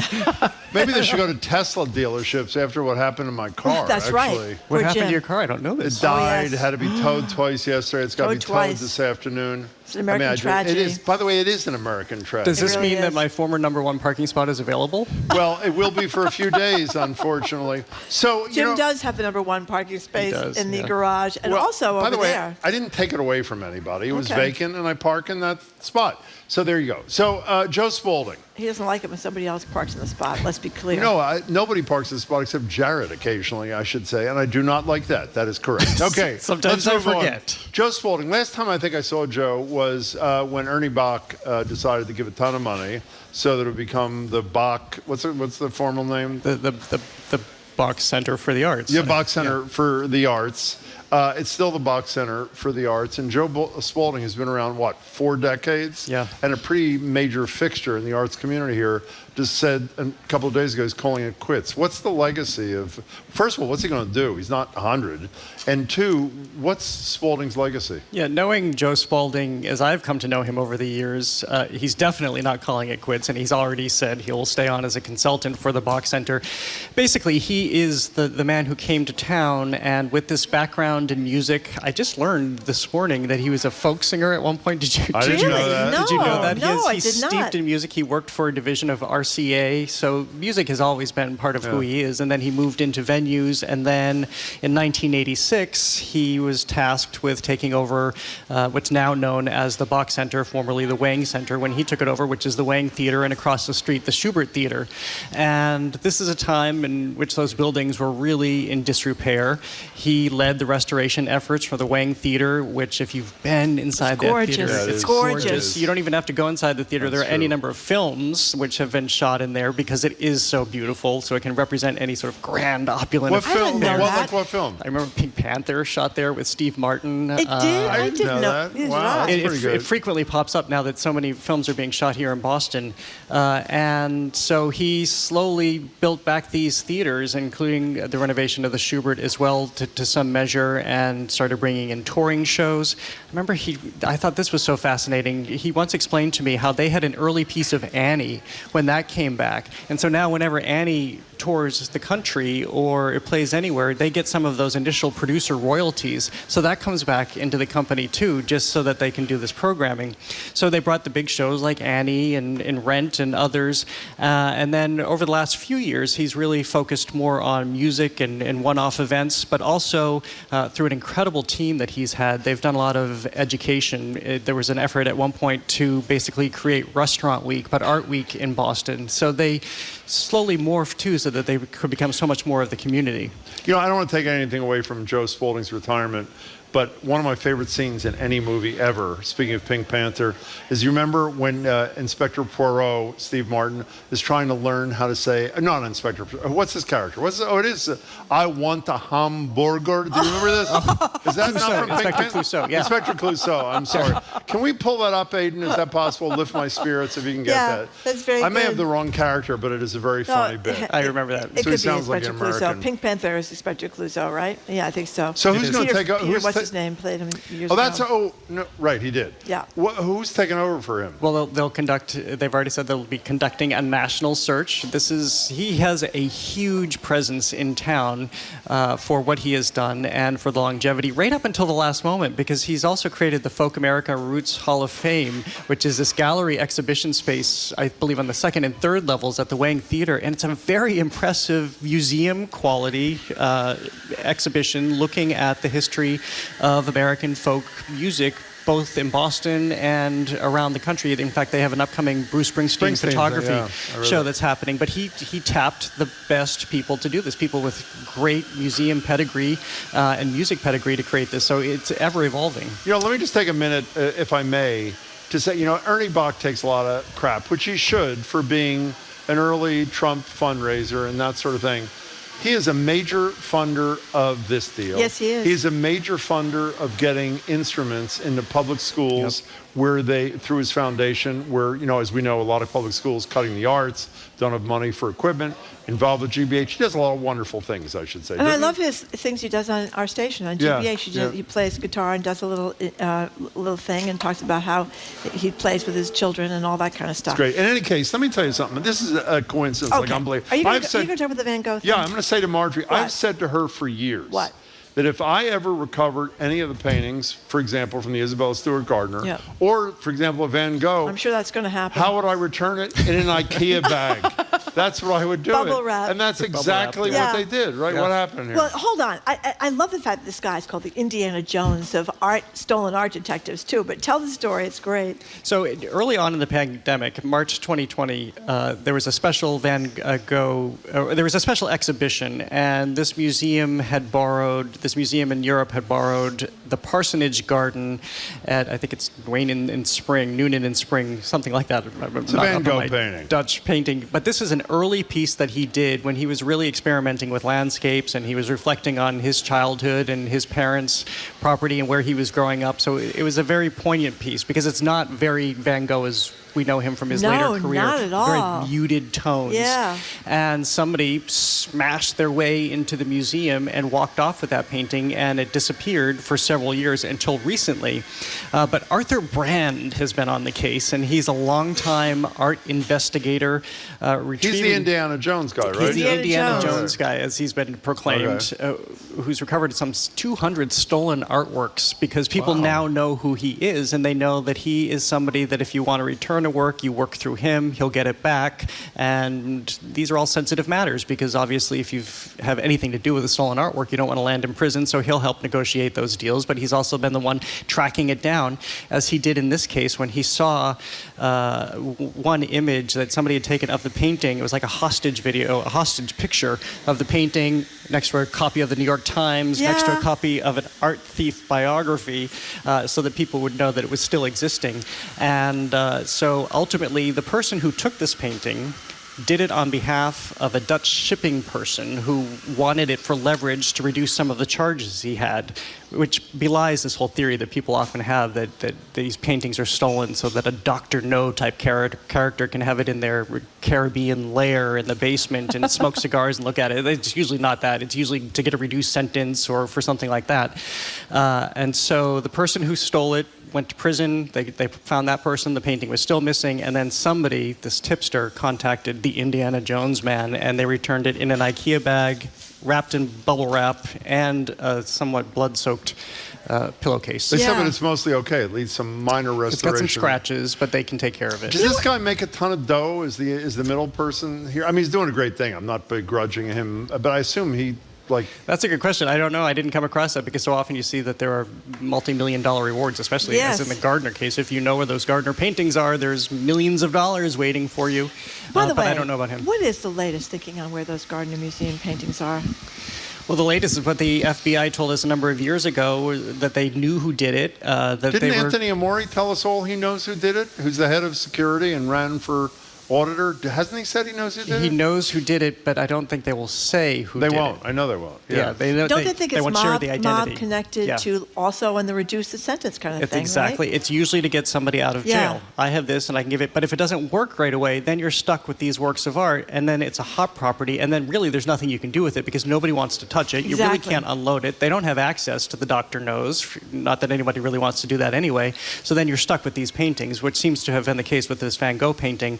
But who knows? Yeah, so they were the last kind of traced to somewhere in the mid-Atlantic. They know who did it, and then the trail went cold, and it gets increasingly pessimistic about their return. By the way, for people who haven't been around, either you're young or you're new to town, the Barnacle brothers, the kids of Mike Barnacle, did a terrific documentary. I don't remember the name, but Google Barnacle and Isabella Stewart Gardner. They did a wonderful piece, I thought, about the history. And by the way, Steve you watched Kirchen did a great book. Oh, he's been brilliant. His about the reporting Garden at the Globe. Museum, and he was a member of the Spotlight team at the Globe for a long time. But how about the Guard? I mean, really, the Guard. I mean, right? It's.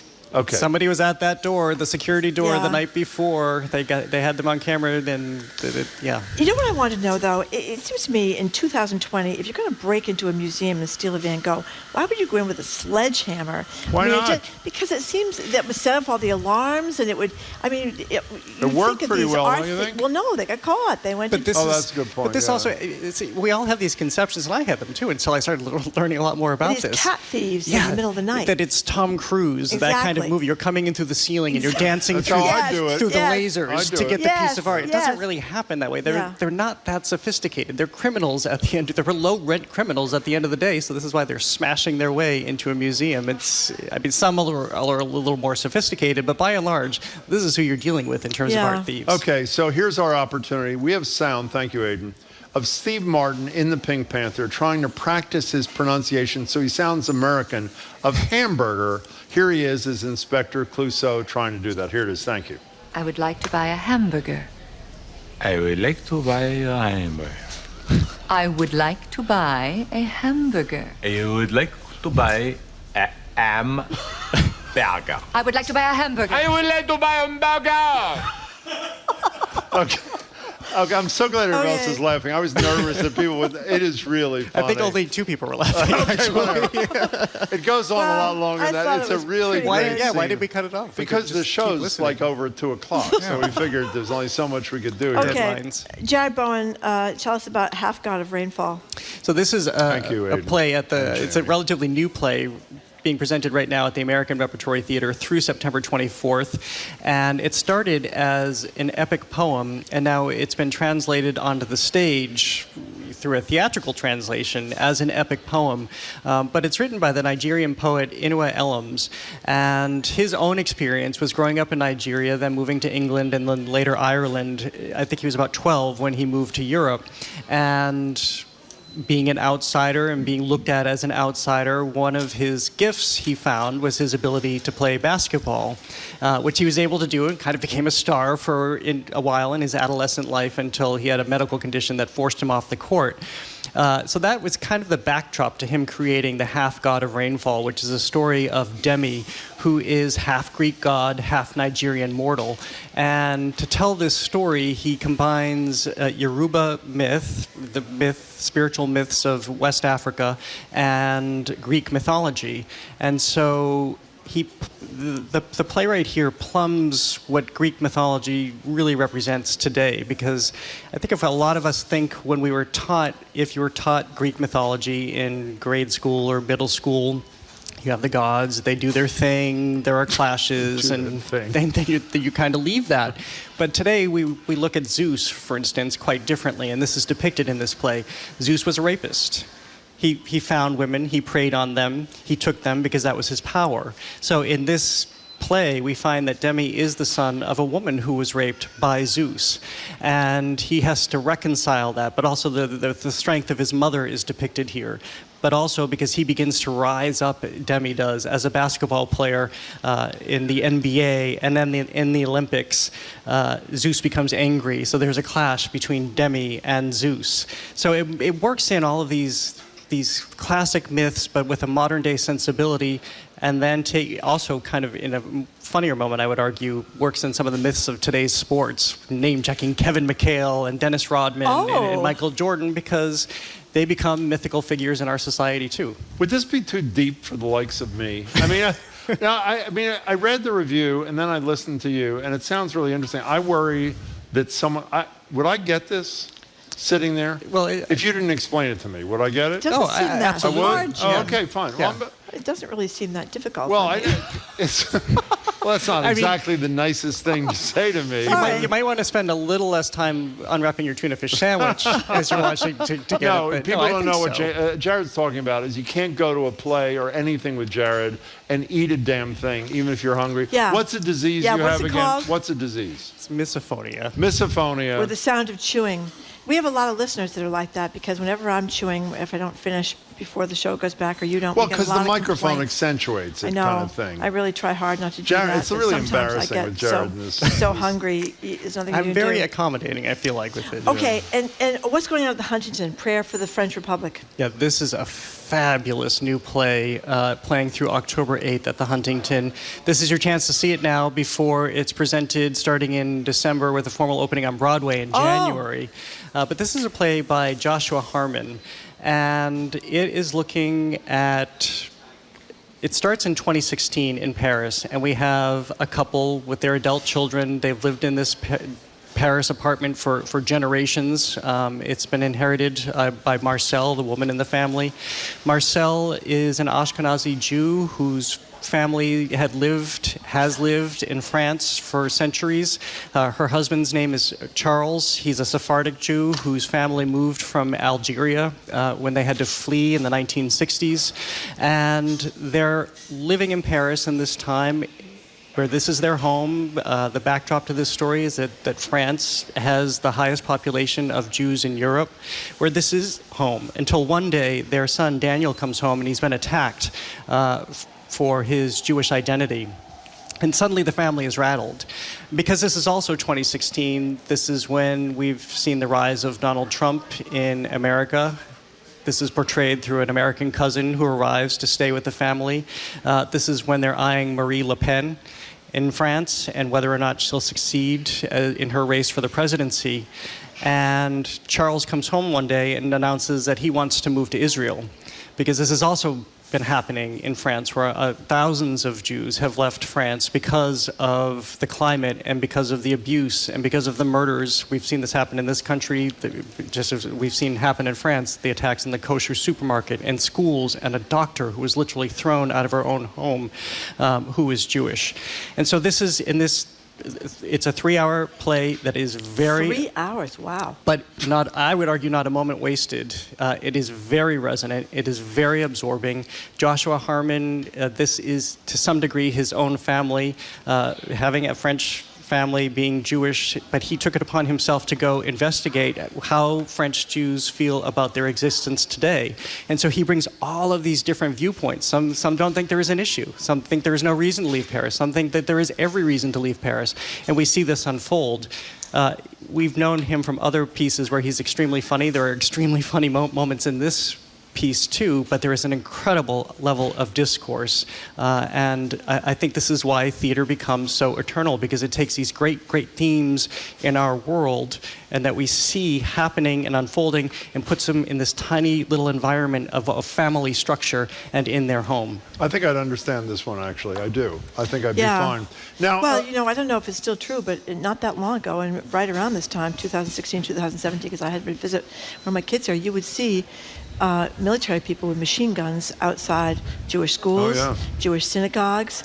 They were outside museums that had anything to do with anything having to do with Judaism, and you thought, my God. Actually, you're so spot on, because that is a moment in the play too, and I believe it's Charles who is just so fatigued by having to see this every day. Again, this is home. This is I think that this notion, this symbol, this theme of home is so paramount here. And what happens when home doesn't feel that way anymore? Yeah. And it should, because it should be in your DNA, because your family has been there either for decades in the case of the husband or centuries in the case of the wife. Before you go, at the end of the show today, we're going to talk about one of the major issues in America is the decline of cereal as a, not S-E-R-I-A-L, but cereal as a comfort food in this country. What's your relationship with cereal? I had cereal for breakfast every morning when I was a kid. I knew that was the case. Really? And what cereal do you have? I'm sure it's like the healthiest one. What cereal do you have? I don't eat it anymore. Oh, you don't anymore? He's Why? 'Cause another it's not healthy person. enough? No, you know why? Years ago, I interviewed Lori David, who is Larry David's... Oh, his ex-wife. His ex-wife. She did a cookbook, and it was all about healthy eating. And I told her, well, I have my healthy Wheaties or whatever it was every morning. No. She said, that is still laden with sugar and things you don't want to have. And that day, I stopped eating it. So now let me tell you, you're a real downer. So, but when I was a kid, because we weren't allowed to have any sugar cereal except for when we were on vacation, and I went straight for the Fruity Pebbles. Oh, God. Or remember the Super Sugar Golden Crisp? No. I remember the Cocoa Puffs. Oh, yeah. And those were the days. Count Chocula. It was so demented by my parents, because then we'd spend the next week running around wherever we were, just high on sugar. I think all I asked you was, do you like cereal? But thank you for the extra information. I would like to have I tell you. a hamburger. That was fun. Was that funny? It was really funny.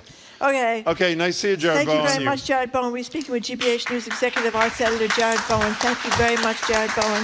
After a quick break, Amplify Latinx is an organization advancing Latino American leadership and civic engagement. We're going to speak with the CEO and co-founder of that organization, along with its local business leader. You're listening to Boston Public Radio, 89.7 GBH.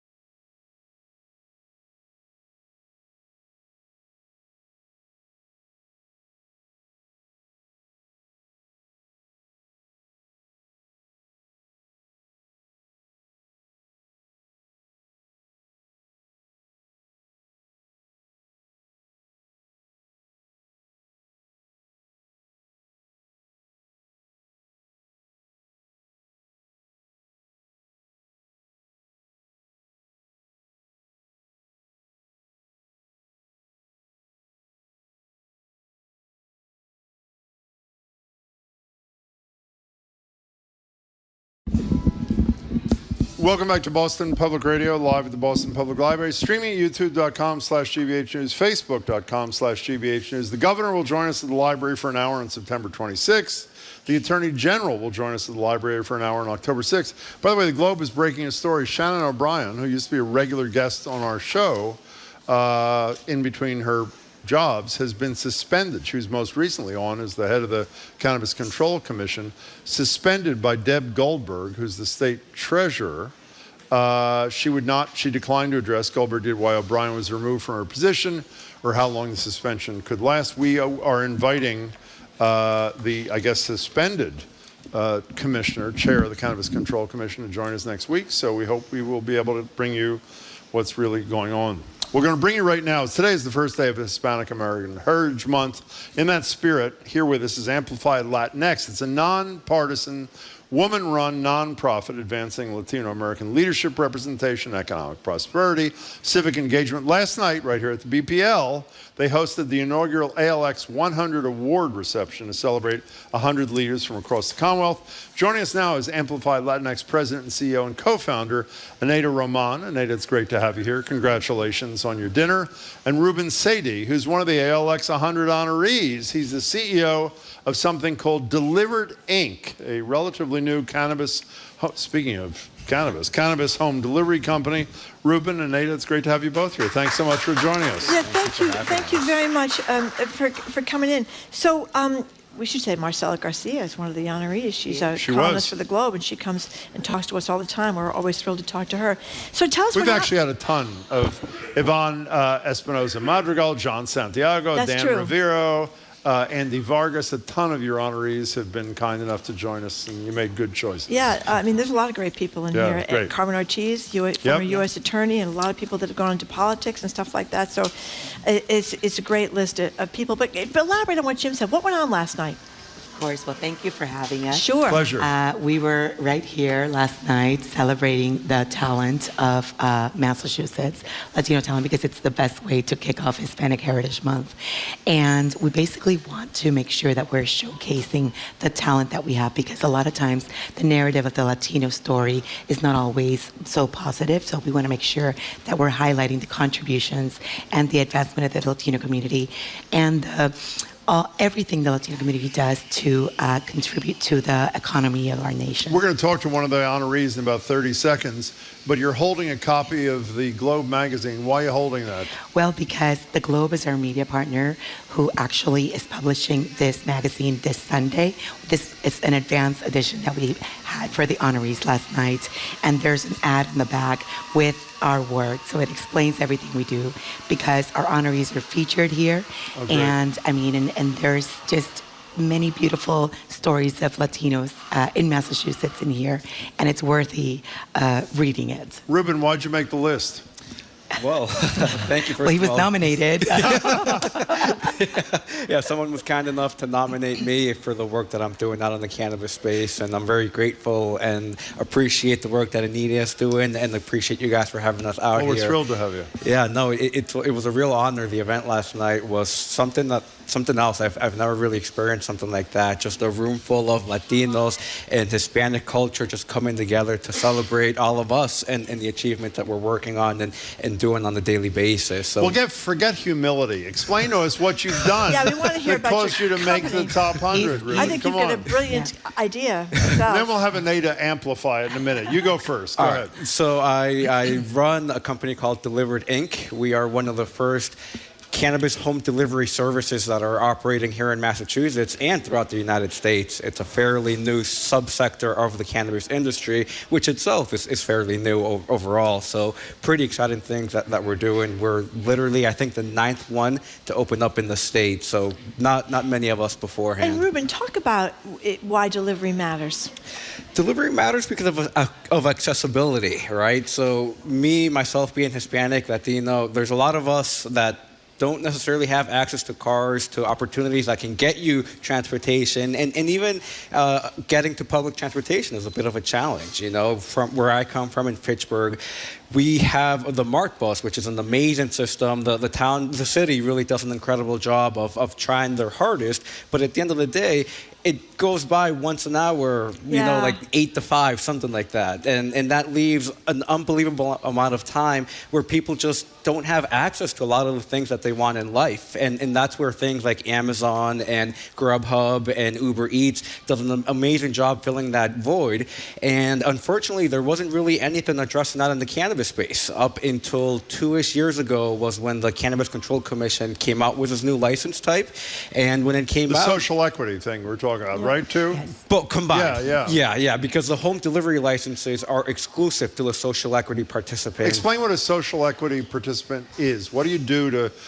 By the way, we discussed the first chair, Steve Hoffman, we discussed it with him many times. We discussed it with, most recently, about a month or two ago, with the now suspended Shannon O'Brien. It's a wonderful program, but it hasn't been honored as much as the language of the statute suggests. So what is it exactly? Not only not honored, but it doesn't have the teeth that it really needs for us to really take advantage of it. I am really grateful for it, though, because it's thanks to that program that Delivered even became a thing, and I was able to network and connect with people and learn the skills that I really needed to get out there. But the Social Equity Program is a program that the Cannabis Control Commission came out with about 5 years ago.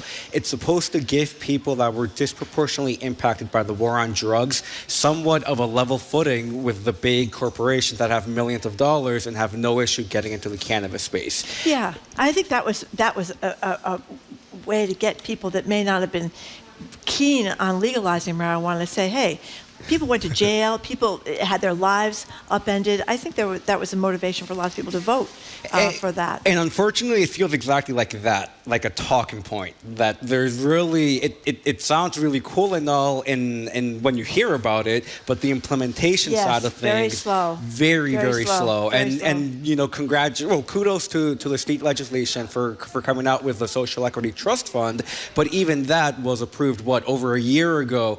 And as a social equity business, I have yet to even learn of when the application to apply for that money is going to be available. You know, by the way, for whatever it's worth, while the people, as always, are ahead of the legislature, the legislators have been a bunch of cowards on this issue and failed to follow, you're not saying this, I'm saying this, the mandate of the voters. They're finally catching up. Can we speak to Amplify X? You know, we've had these discussions through the years, sadly, almost always now, on like the first day of Hispanic American Heritage Month. It's a shame on us for not doing it more regularly.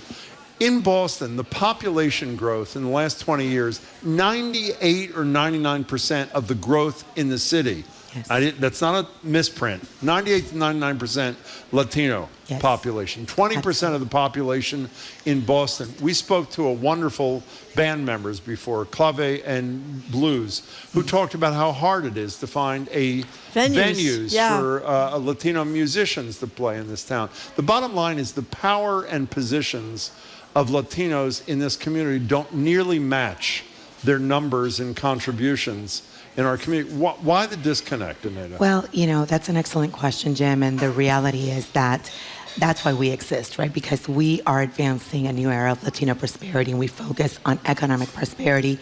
We focus on leadership representation and civic engagement, because we know there's intersectionality between the three of them, and they all go hand in hand. And when we think of economic prosperity, we're also thinking of the business owners, like, you know, the cannabis businesses and any other businesses that we can support, because our population is growing exponentially, and we're represented in large numbers. In fact, in Massachusetts, in Boston, we're 20% of the population, but in Massachusetts, we're 12% plus, right? And it's projected to become 15% of the population. That's huge, right? Yeah. And when you have economic potential in a community that you know is already contributing, but can contribute so much more if given the opportunity and if given the resources and the access, then that benefits all of us. Right? Tell us about the daycare. Oh, that's a beautiful program. Thank you for asking. So part of our small business work is with child care providers, because we know that a lot of the child care providers are Latina, and we want to make sure that they see themselves as business owners so that they can grow and scale and help close those opportunity gaps that parents face when looking for affordable, high-quality childcare. Which right? is so hard. I am obsessed with the fact that nothing has changed about childcare in like 40 years. I mean, it is still very, very difficult Yes. to get affordable childcare. Yes. And it's very difficult to run a childcare center because Yes. your margin is so tiny. You can't pay people very much. Correct. Is that ever going to change, do you think? I don't have an answer for that, Yeah. but I can tell you that we're doing everything in our power, and we're getting additional funding to support these business owners so that they can grow and scale and offer more slots in their childcare centers and also make more money. Learn how to run a business, right? So that if they're not as profitable given the limited margins, that they can maximize that potential and hire, create jobs, and just support the economy. But you know, at it large. seems to me what you were talking about before about how moving last night was, Ruben, and with all these people and in positions of importance in this community, it seems to me that kind of networking is a huge part of sort of leaving this underrepresentation in all aspects. I mean, it is, right? 100%, yeah. And this is something I was mentioning to Anita just before we got on the show, that I feel very honored and grateful for the opportunity to join this tight-knit community, because it's something that was clearly felt throughout the night, that a lot of these people already know each other. They're already working together, collaborating, getting lunch together, and just building that community that takes to get to the next level. And even Amplify Latinx, I was here. I didn't know about this until last night, but the history of the nonprofit is that they were originally a group of 100 women that were sitting down together, and they realized that they, as Latina women, they needed more support and more of a community to get ahead. So they started getting together for coffee and really giving each other that support. And through the years, that group of 100 women turned into 1,000 Latinas, and eventually from 1,000 Latinas it became Amplify Latinx that now has 10,000 members. That's fabulous. It's unbelievable, and I'm honored to be a part of it, and I'm excited to help it grow. You know, before we get back, Marjorie has a question, but I just want to say, when we were speaking about the social equity program and the public's voice when they voted for recreational marijuana, I failed to mention a former commissioner who's been on the show a lot of times, Shailene Title, drafted all this, great. fought for this, was a commissioner through the first phase. She now runs something related called the Parabola Center, Parabola, and she deserves a huge amount of credit for the language that allowed you and others to get these businesses. So yes, I want to do a shout out. And another minor shout out that I don't know how aware the public is, but Shailene was paramount in, like you said, helping the delivery operator become a license, because back when they were talking about it, a group of MSOs actually sued the state of Massachusetts, the Cannabis Control Commission, to prevent the delivery license from becoming a thing. So thanks to the advocacy from people like Shailene, from Chris Furvey over at Your Green Package, from Devin Alexander over at Rolling Relief, and just a bunch of grassroots community activists came together and really helped us have this opportunity today. Yeah. You know, go ahead. I'll just say very quickly that part of our success are the allies, right? Yeah. Because we can get together all we want, but if we don't have allies championing us and making sure that they're elevating us as well, we can't really get things done. So we work a lot in coalition with a lot of other groups, non-Latino organizations and leaders who want to lift up because they get it, they understand. Was Governor Healy part of your deal last night? She was. She and Mayor Wu were co-chairs of the that's event, and they were both there last night. You know, we have heard for years when you have big contracts and you're supposed to, if you're some big corporation doing something, get builders, people of color, women-owned corporations, stuff like that. It turns out a lot of times it's like it's kind of a joke. There's kind of a straw. You mean state and city government contracts? Yes, government contracts. Yeah. And we were at the NAACP convention a few weeks ago. We were talking to a businessman that was in the parking business and another woman that did a lot of event organizing, and both African Americans. And the woman was saying, particularly struck me, she had business in Israel. She had business in Washington, D.C. She had business all over the place. And she never got a contract in Boston. And the gentleman was saying the same thing that ran the parking business. And so I'm wondering if there's, and they were talking about the fact that at the NAACP, 90% of all the vendors were people of color. So you think, is Boston behind? Because that was a sense I got from talking to them, that other cities are way ahead of us, or maybe even states.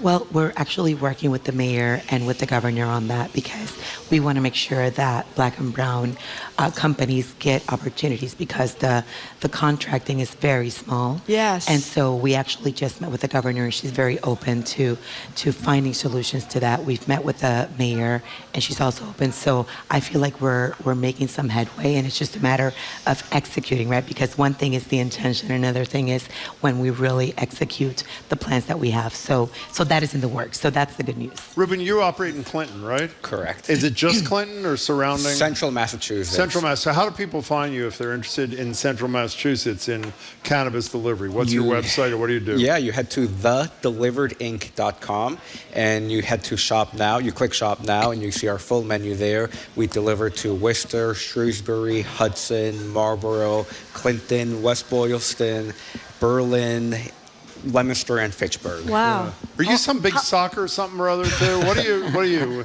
You're some soccer thing, right? Yeah. When I'm not in the office or smoking some weed, I like to. Speaking of smoking wait, weed. he didn't finish the thought. He likes the what? He likes the what? I like to referee soccer. Yeah, you're a big time referee. Yeah. What's your website, by the way? Before Marjorie does Happy to share. So AmplifyLatinx.com, but also to learn more about this initiative of ALX 100, very simple, ALX100.com. Yeah. And you can also get the Globe this Sunday, yes, read all about the magazine. Great magazine. I just run a delivery business. Can you deliver? Can you put in your order at 9 and get your order by 5, or does this take 3 days, or how does it work? Same day delivery. Same day delivery. 90% of our orders are within an hour delivery as well. Yeah. Wow. So And how late do you stay open? unfortunately, we're only allowed to be delivered until 8 p.m. Oh, well, that's not bad. Not bad. Can you do me a favor, Ruben? When you go back, if you can find a small apartment for Marjorie in Clinton, can you see maybe a studio or something where she can spend part of her time? That'd be great. Well, you know, it is the funniest thing if you do go to a marijuana store, and I have been to a marijuana store, so many people are like my age, they're baby boomers. They're not like 19 years old, they're like more like 50, 60, 70 years old. So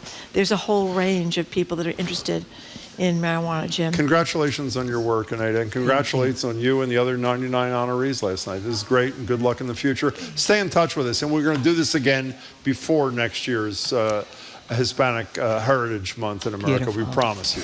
Thank you very much for coming. Congratulations on last night. Congratulations on the great magazine and the Boston Globe. Well, and if I may very quickly, of course, sure. The historic element of this initiative is that we are creating a traveling exhibition that's going to go across the state because... Yeah, we heard about that. Oh, it's at the MFA on the 23rd? It's at the MFA on the next 23rd. week. I should have said 21st. that. And if we go to your website, 21st, do we find out where else it's going to be? Yes, and then it's going to go to City Hall.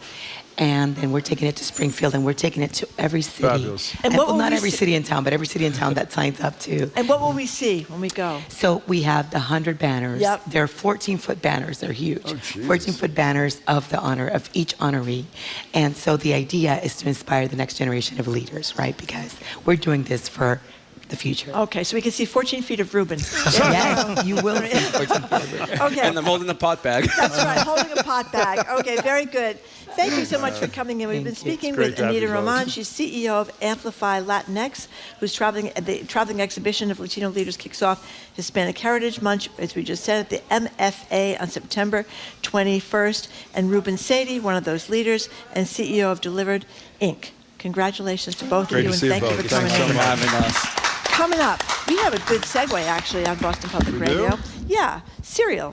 Lots of sugary breakfast cereal. Some people might eat that when they get a little after high. they, right, Yeah, I they might got get it. a buzz on. They might like a little sweet cereal. But this is an ode to the breakfast cereal because apparently it's gone out of fashion. But we want to know, was America better when you had breakfast cereal every morning? What's your go-to cereal? What's your guilty pleasure? And really, can you eat cereal for dinner? That's next on Boston Public Radio. The number is 877-301-8970. You're listening to Boston Public Radio, broadcasting live from the Boston Public Library.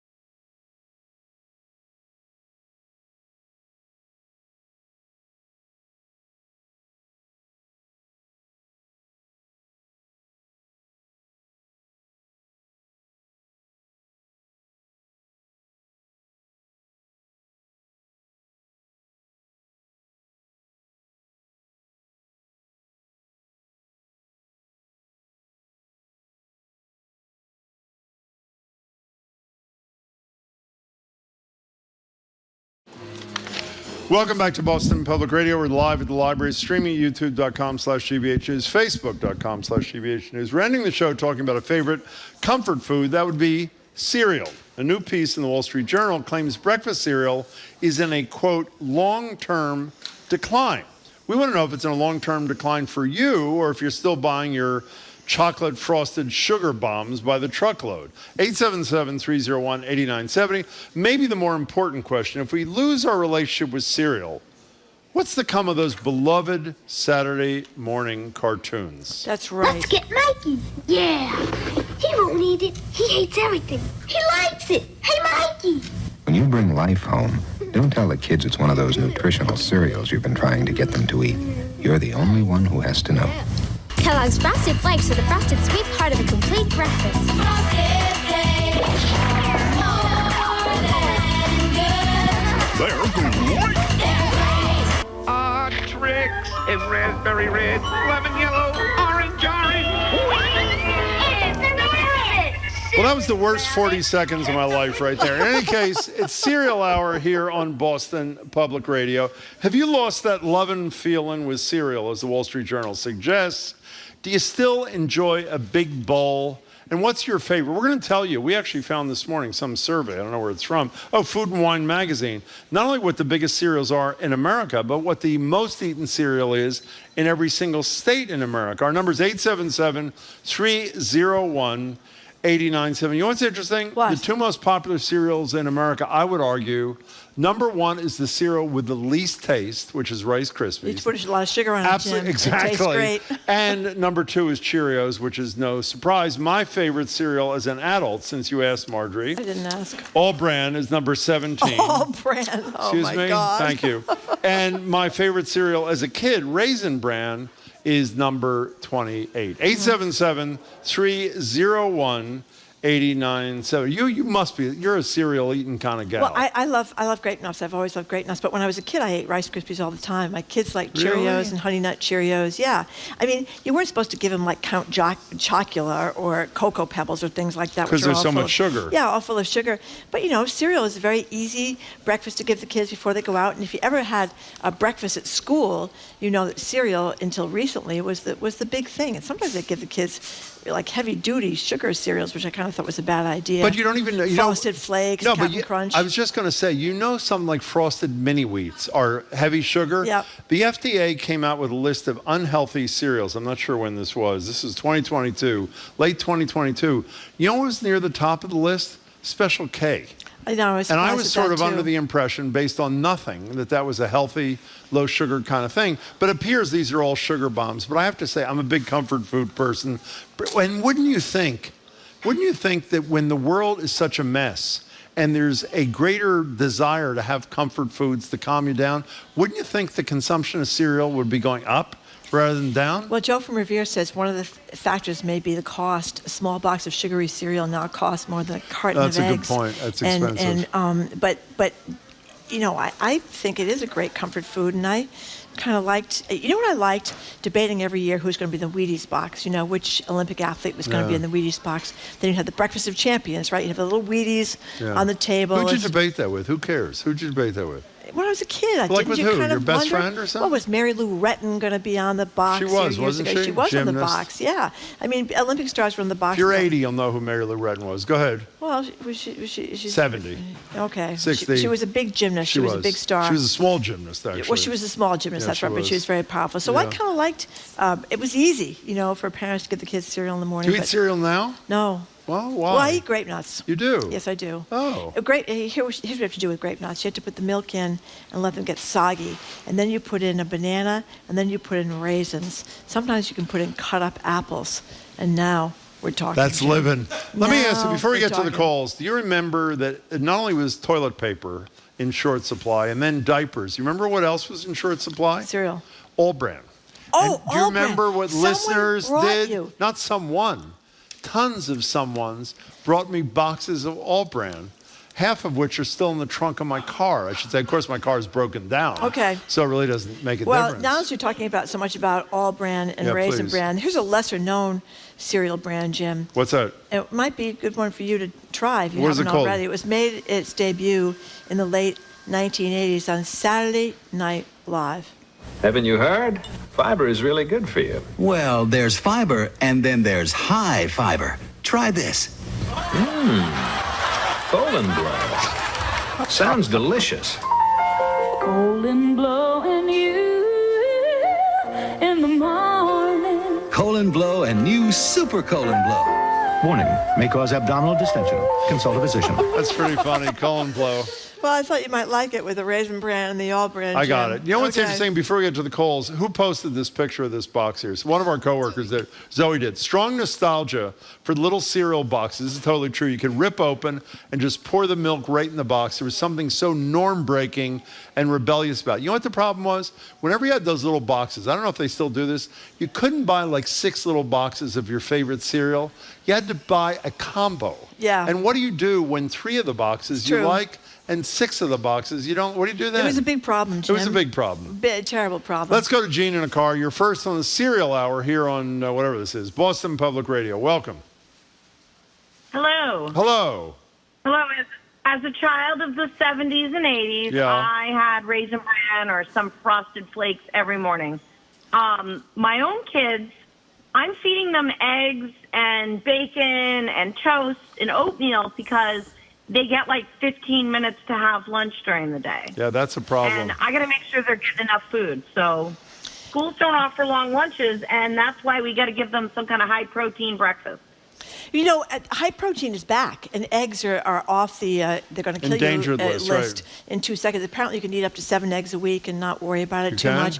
And they are much more filling, and they are full of protein. So, I mean, that's what we're supposed to be getting away from, right, is the high carbo loading at breakfast and all the sugar at breakfast. Gene, thank you for the call. By the way, you know what? I mentioned that multi-box, different kinds of things. Zoe texts and says, that's an only child problem, which I am. If you have siblings, you just barter. That's a very Did good you point. do that with your sister? I have blocked no a lot idea. of it out, Jim. I bet you did. I have. Wow, that's sad. Joyce from Middleborough, thanks for calling. Hi, Joyce. No, it's Joyce from Millis. Oh, That's Millis, close I'm enough sorry. to us. It's all the same. Go ahead, Joyce. That's What's up? okay. All the same. Well, you know, I have my shredded wheat and my grape nuts every morning. And I'm telling you, it is filling. And it gives me my wheat. It's low in sugar. And with a low-fat milk, I'm getting my vitamin D. So I don't know what they're talking about. Okay, so don't go away. Joyce, you know, grape nuts are my current favorite. But you know what the problem is with shredded?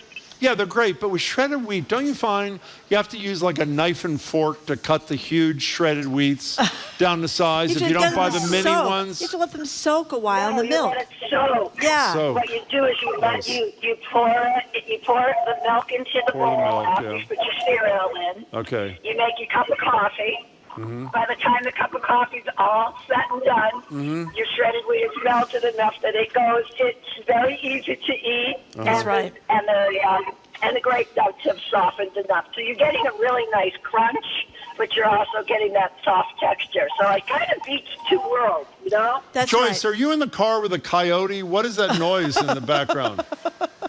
No, I have no idea why Okay, it's fine. this. I am Whatever in it a is. car. We're glad to have See, you. Thank you, Joyce. Joyce, Excellent thank call. you. The timing is very important What do you with mean? certain cereals. Well, with shredded wheat and grape nuts, timing, you have to give time for the milk to kind of soak through How long the do you have to cereal. give? I don't have time for that. A couple of minutes. Yeah. Couple of minutes. Yeah, grape nuts. You don't want to eat grape nuts that are just, they're too hard. and Oh, too I crunchy. love the crunchy hard part. No, of it. I like to get them Grape nut soft ice and cream kinda is one of the mushy. great. Ever had grape nut Grape ice nut cream? ice cream is very, very I don't good. think you ever had it. You know what it is? No. It has to do with your childhood. That's what, What it do you is. mean? Well, because you ate a lot of cereal in your childhood. That's what you did.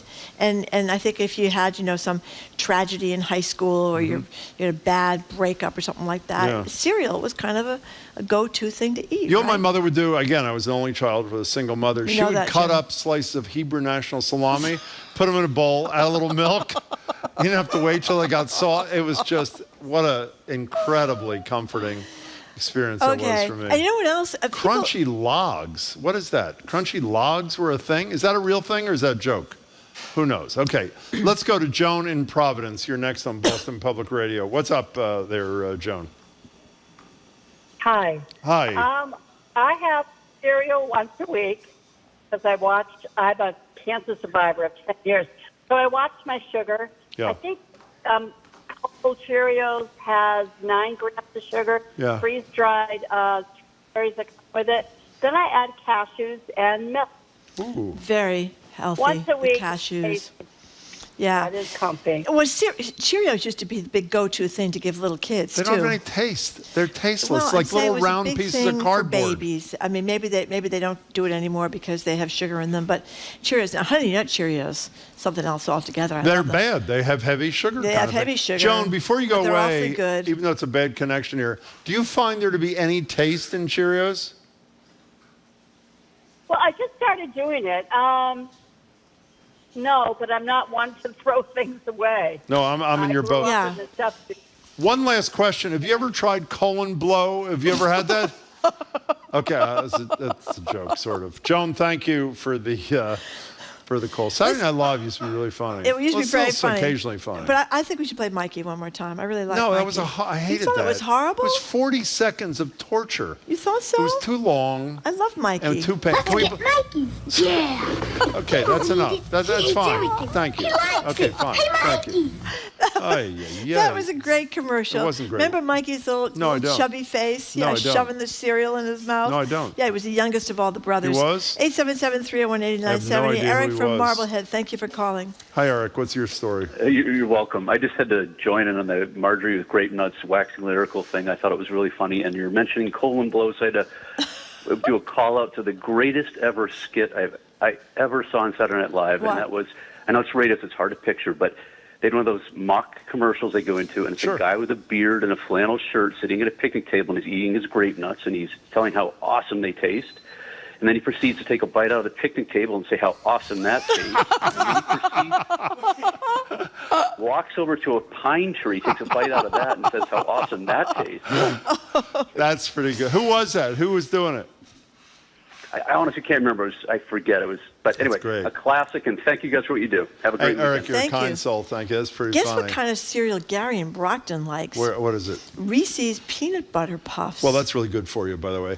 You know, I lost my sheet. I hate to be Marjorie Egan, but I lost my sheet. Explain what the most popular cereal is. Don't explain it. Just say it. In Rhode Island, New Hampshire, and Massachusetts. Well, it's different. In Massachusetts, I know. That's, Massachusetts, it's Kix. Kix. Kix, I know. Kix is pretty good. I Are they I little get round that. balls? Yeah, the little round balls, and you can get them fruity colored, different whatever. colors, or you Yeah, can go get ahead. them plain. Next.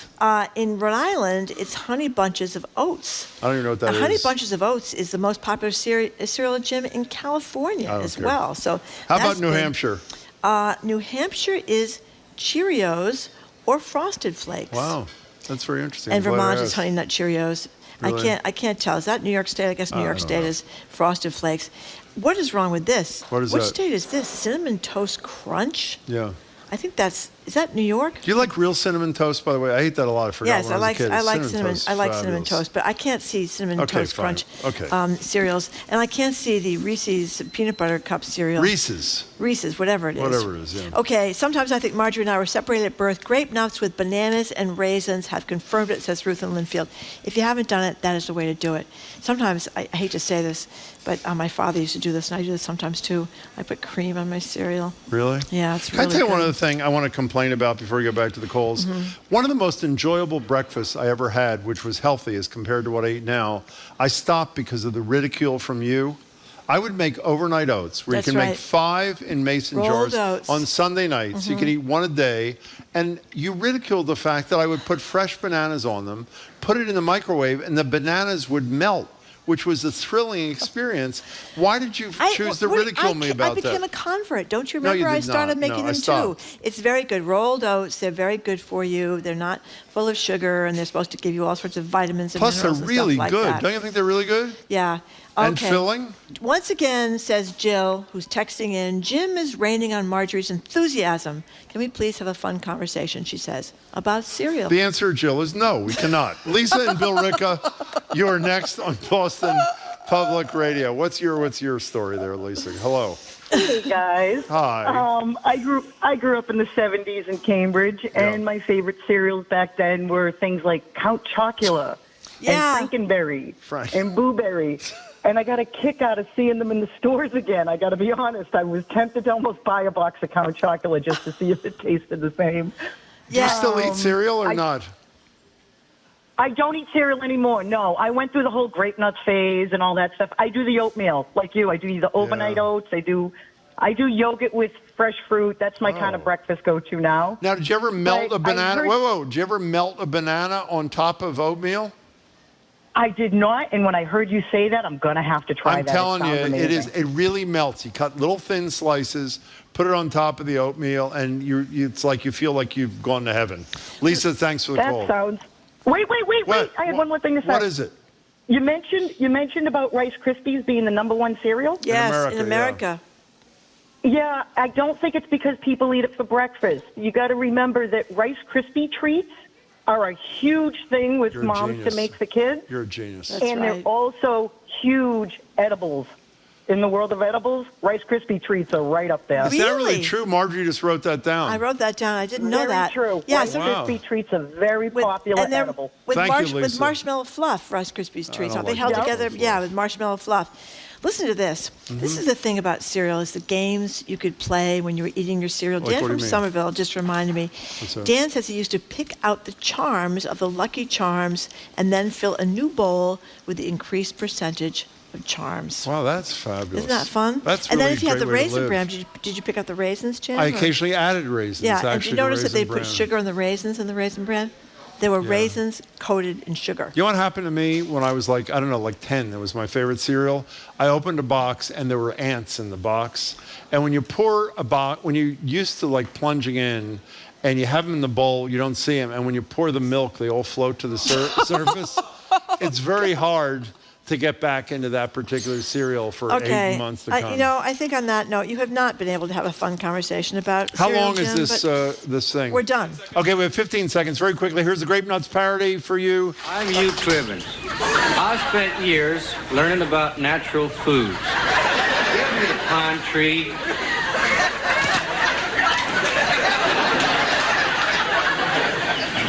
You ever lick a river? Well, thank the caller for adding the visual before the fact really helped. Thank you. Okay, we are done. We're You done. can keep up with us 24/7 by way of our podcast. We have the 3-hour one and the half-hour one. You choose. It's called Boston Public Radio. Yeah. Monday, we have State Auditor Diana DiZoglio, and she's going to talk about her efforts to audit the legislature. And a ballot question And a she's ballot initiated. question, exactly. We have our transit panel with former Transportation Secretary Jim Aloisi and Stacey Thompson from Livable Streets. We're going to talk about two streets when the floods are Excellent ever question, more or frequent. point or something, yeah. Former Secretary of Education Paul Revel will be with us, food policy analyst Corby Cummer, the Reverends Irene Monroe and Emma G. Price III. We want to thank our crew, Zoe Matthews, Aidan Conley, Nicole Garcia, Hannah Loss. Additional support from Ethan Kotler. Our engineer is John the Claw Parker. Our intern, I just said that. Say it again. I'll say it again. Ethan Kotler. I hope I pronounced that correctly. I got it. Okay. And our executive producer is Jamie Bologna. Who's the intern again? Ethan Kotler. Okay, fine. Okay. Now you don't have to say it for like a month. Okay, special thanks to our library staff today, Evelyn Brito, Sandra Lopez-Burke, Colin Cockrell, and Sai Patel. And Bill Piacitelli sitting in for John today. We love you, sat in Bill. for John today. Yeah, thank you very much, Bill Piacitelli. Hope the weather is not too bad this weekend. Yeah. I'm Marjorie Egan. I'm Jim Browdy. Thank you so much for tuning in. I hope you can tune again on Monday and have a great weekend.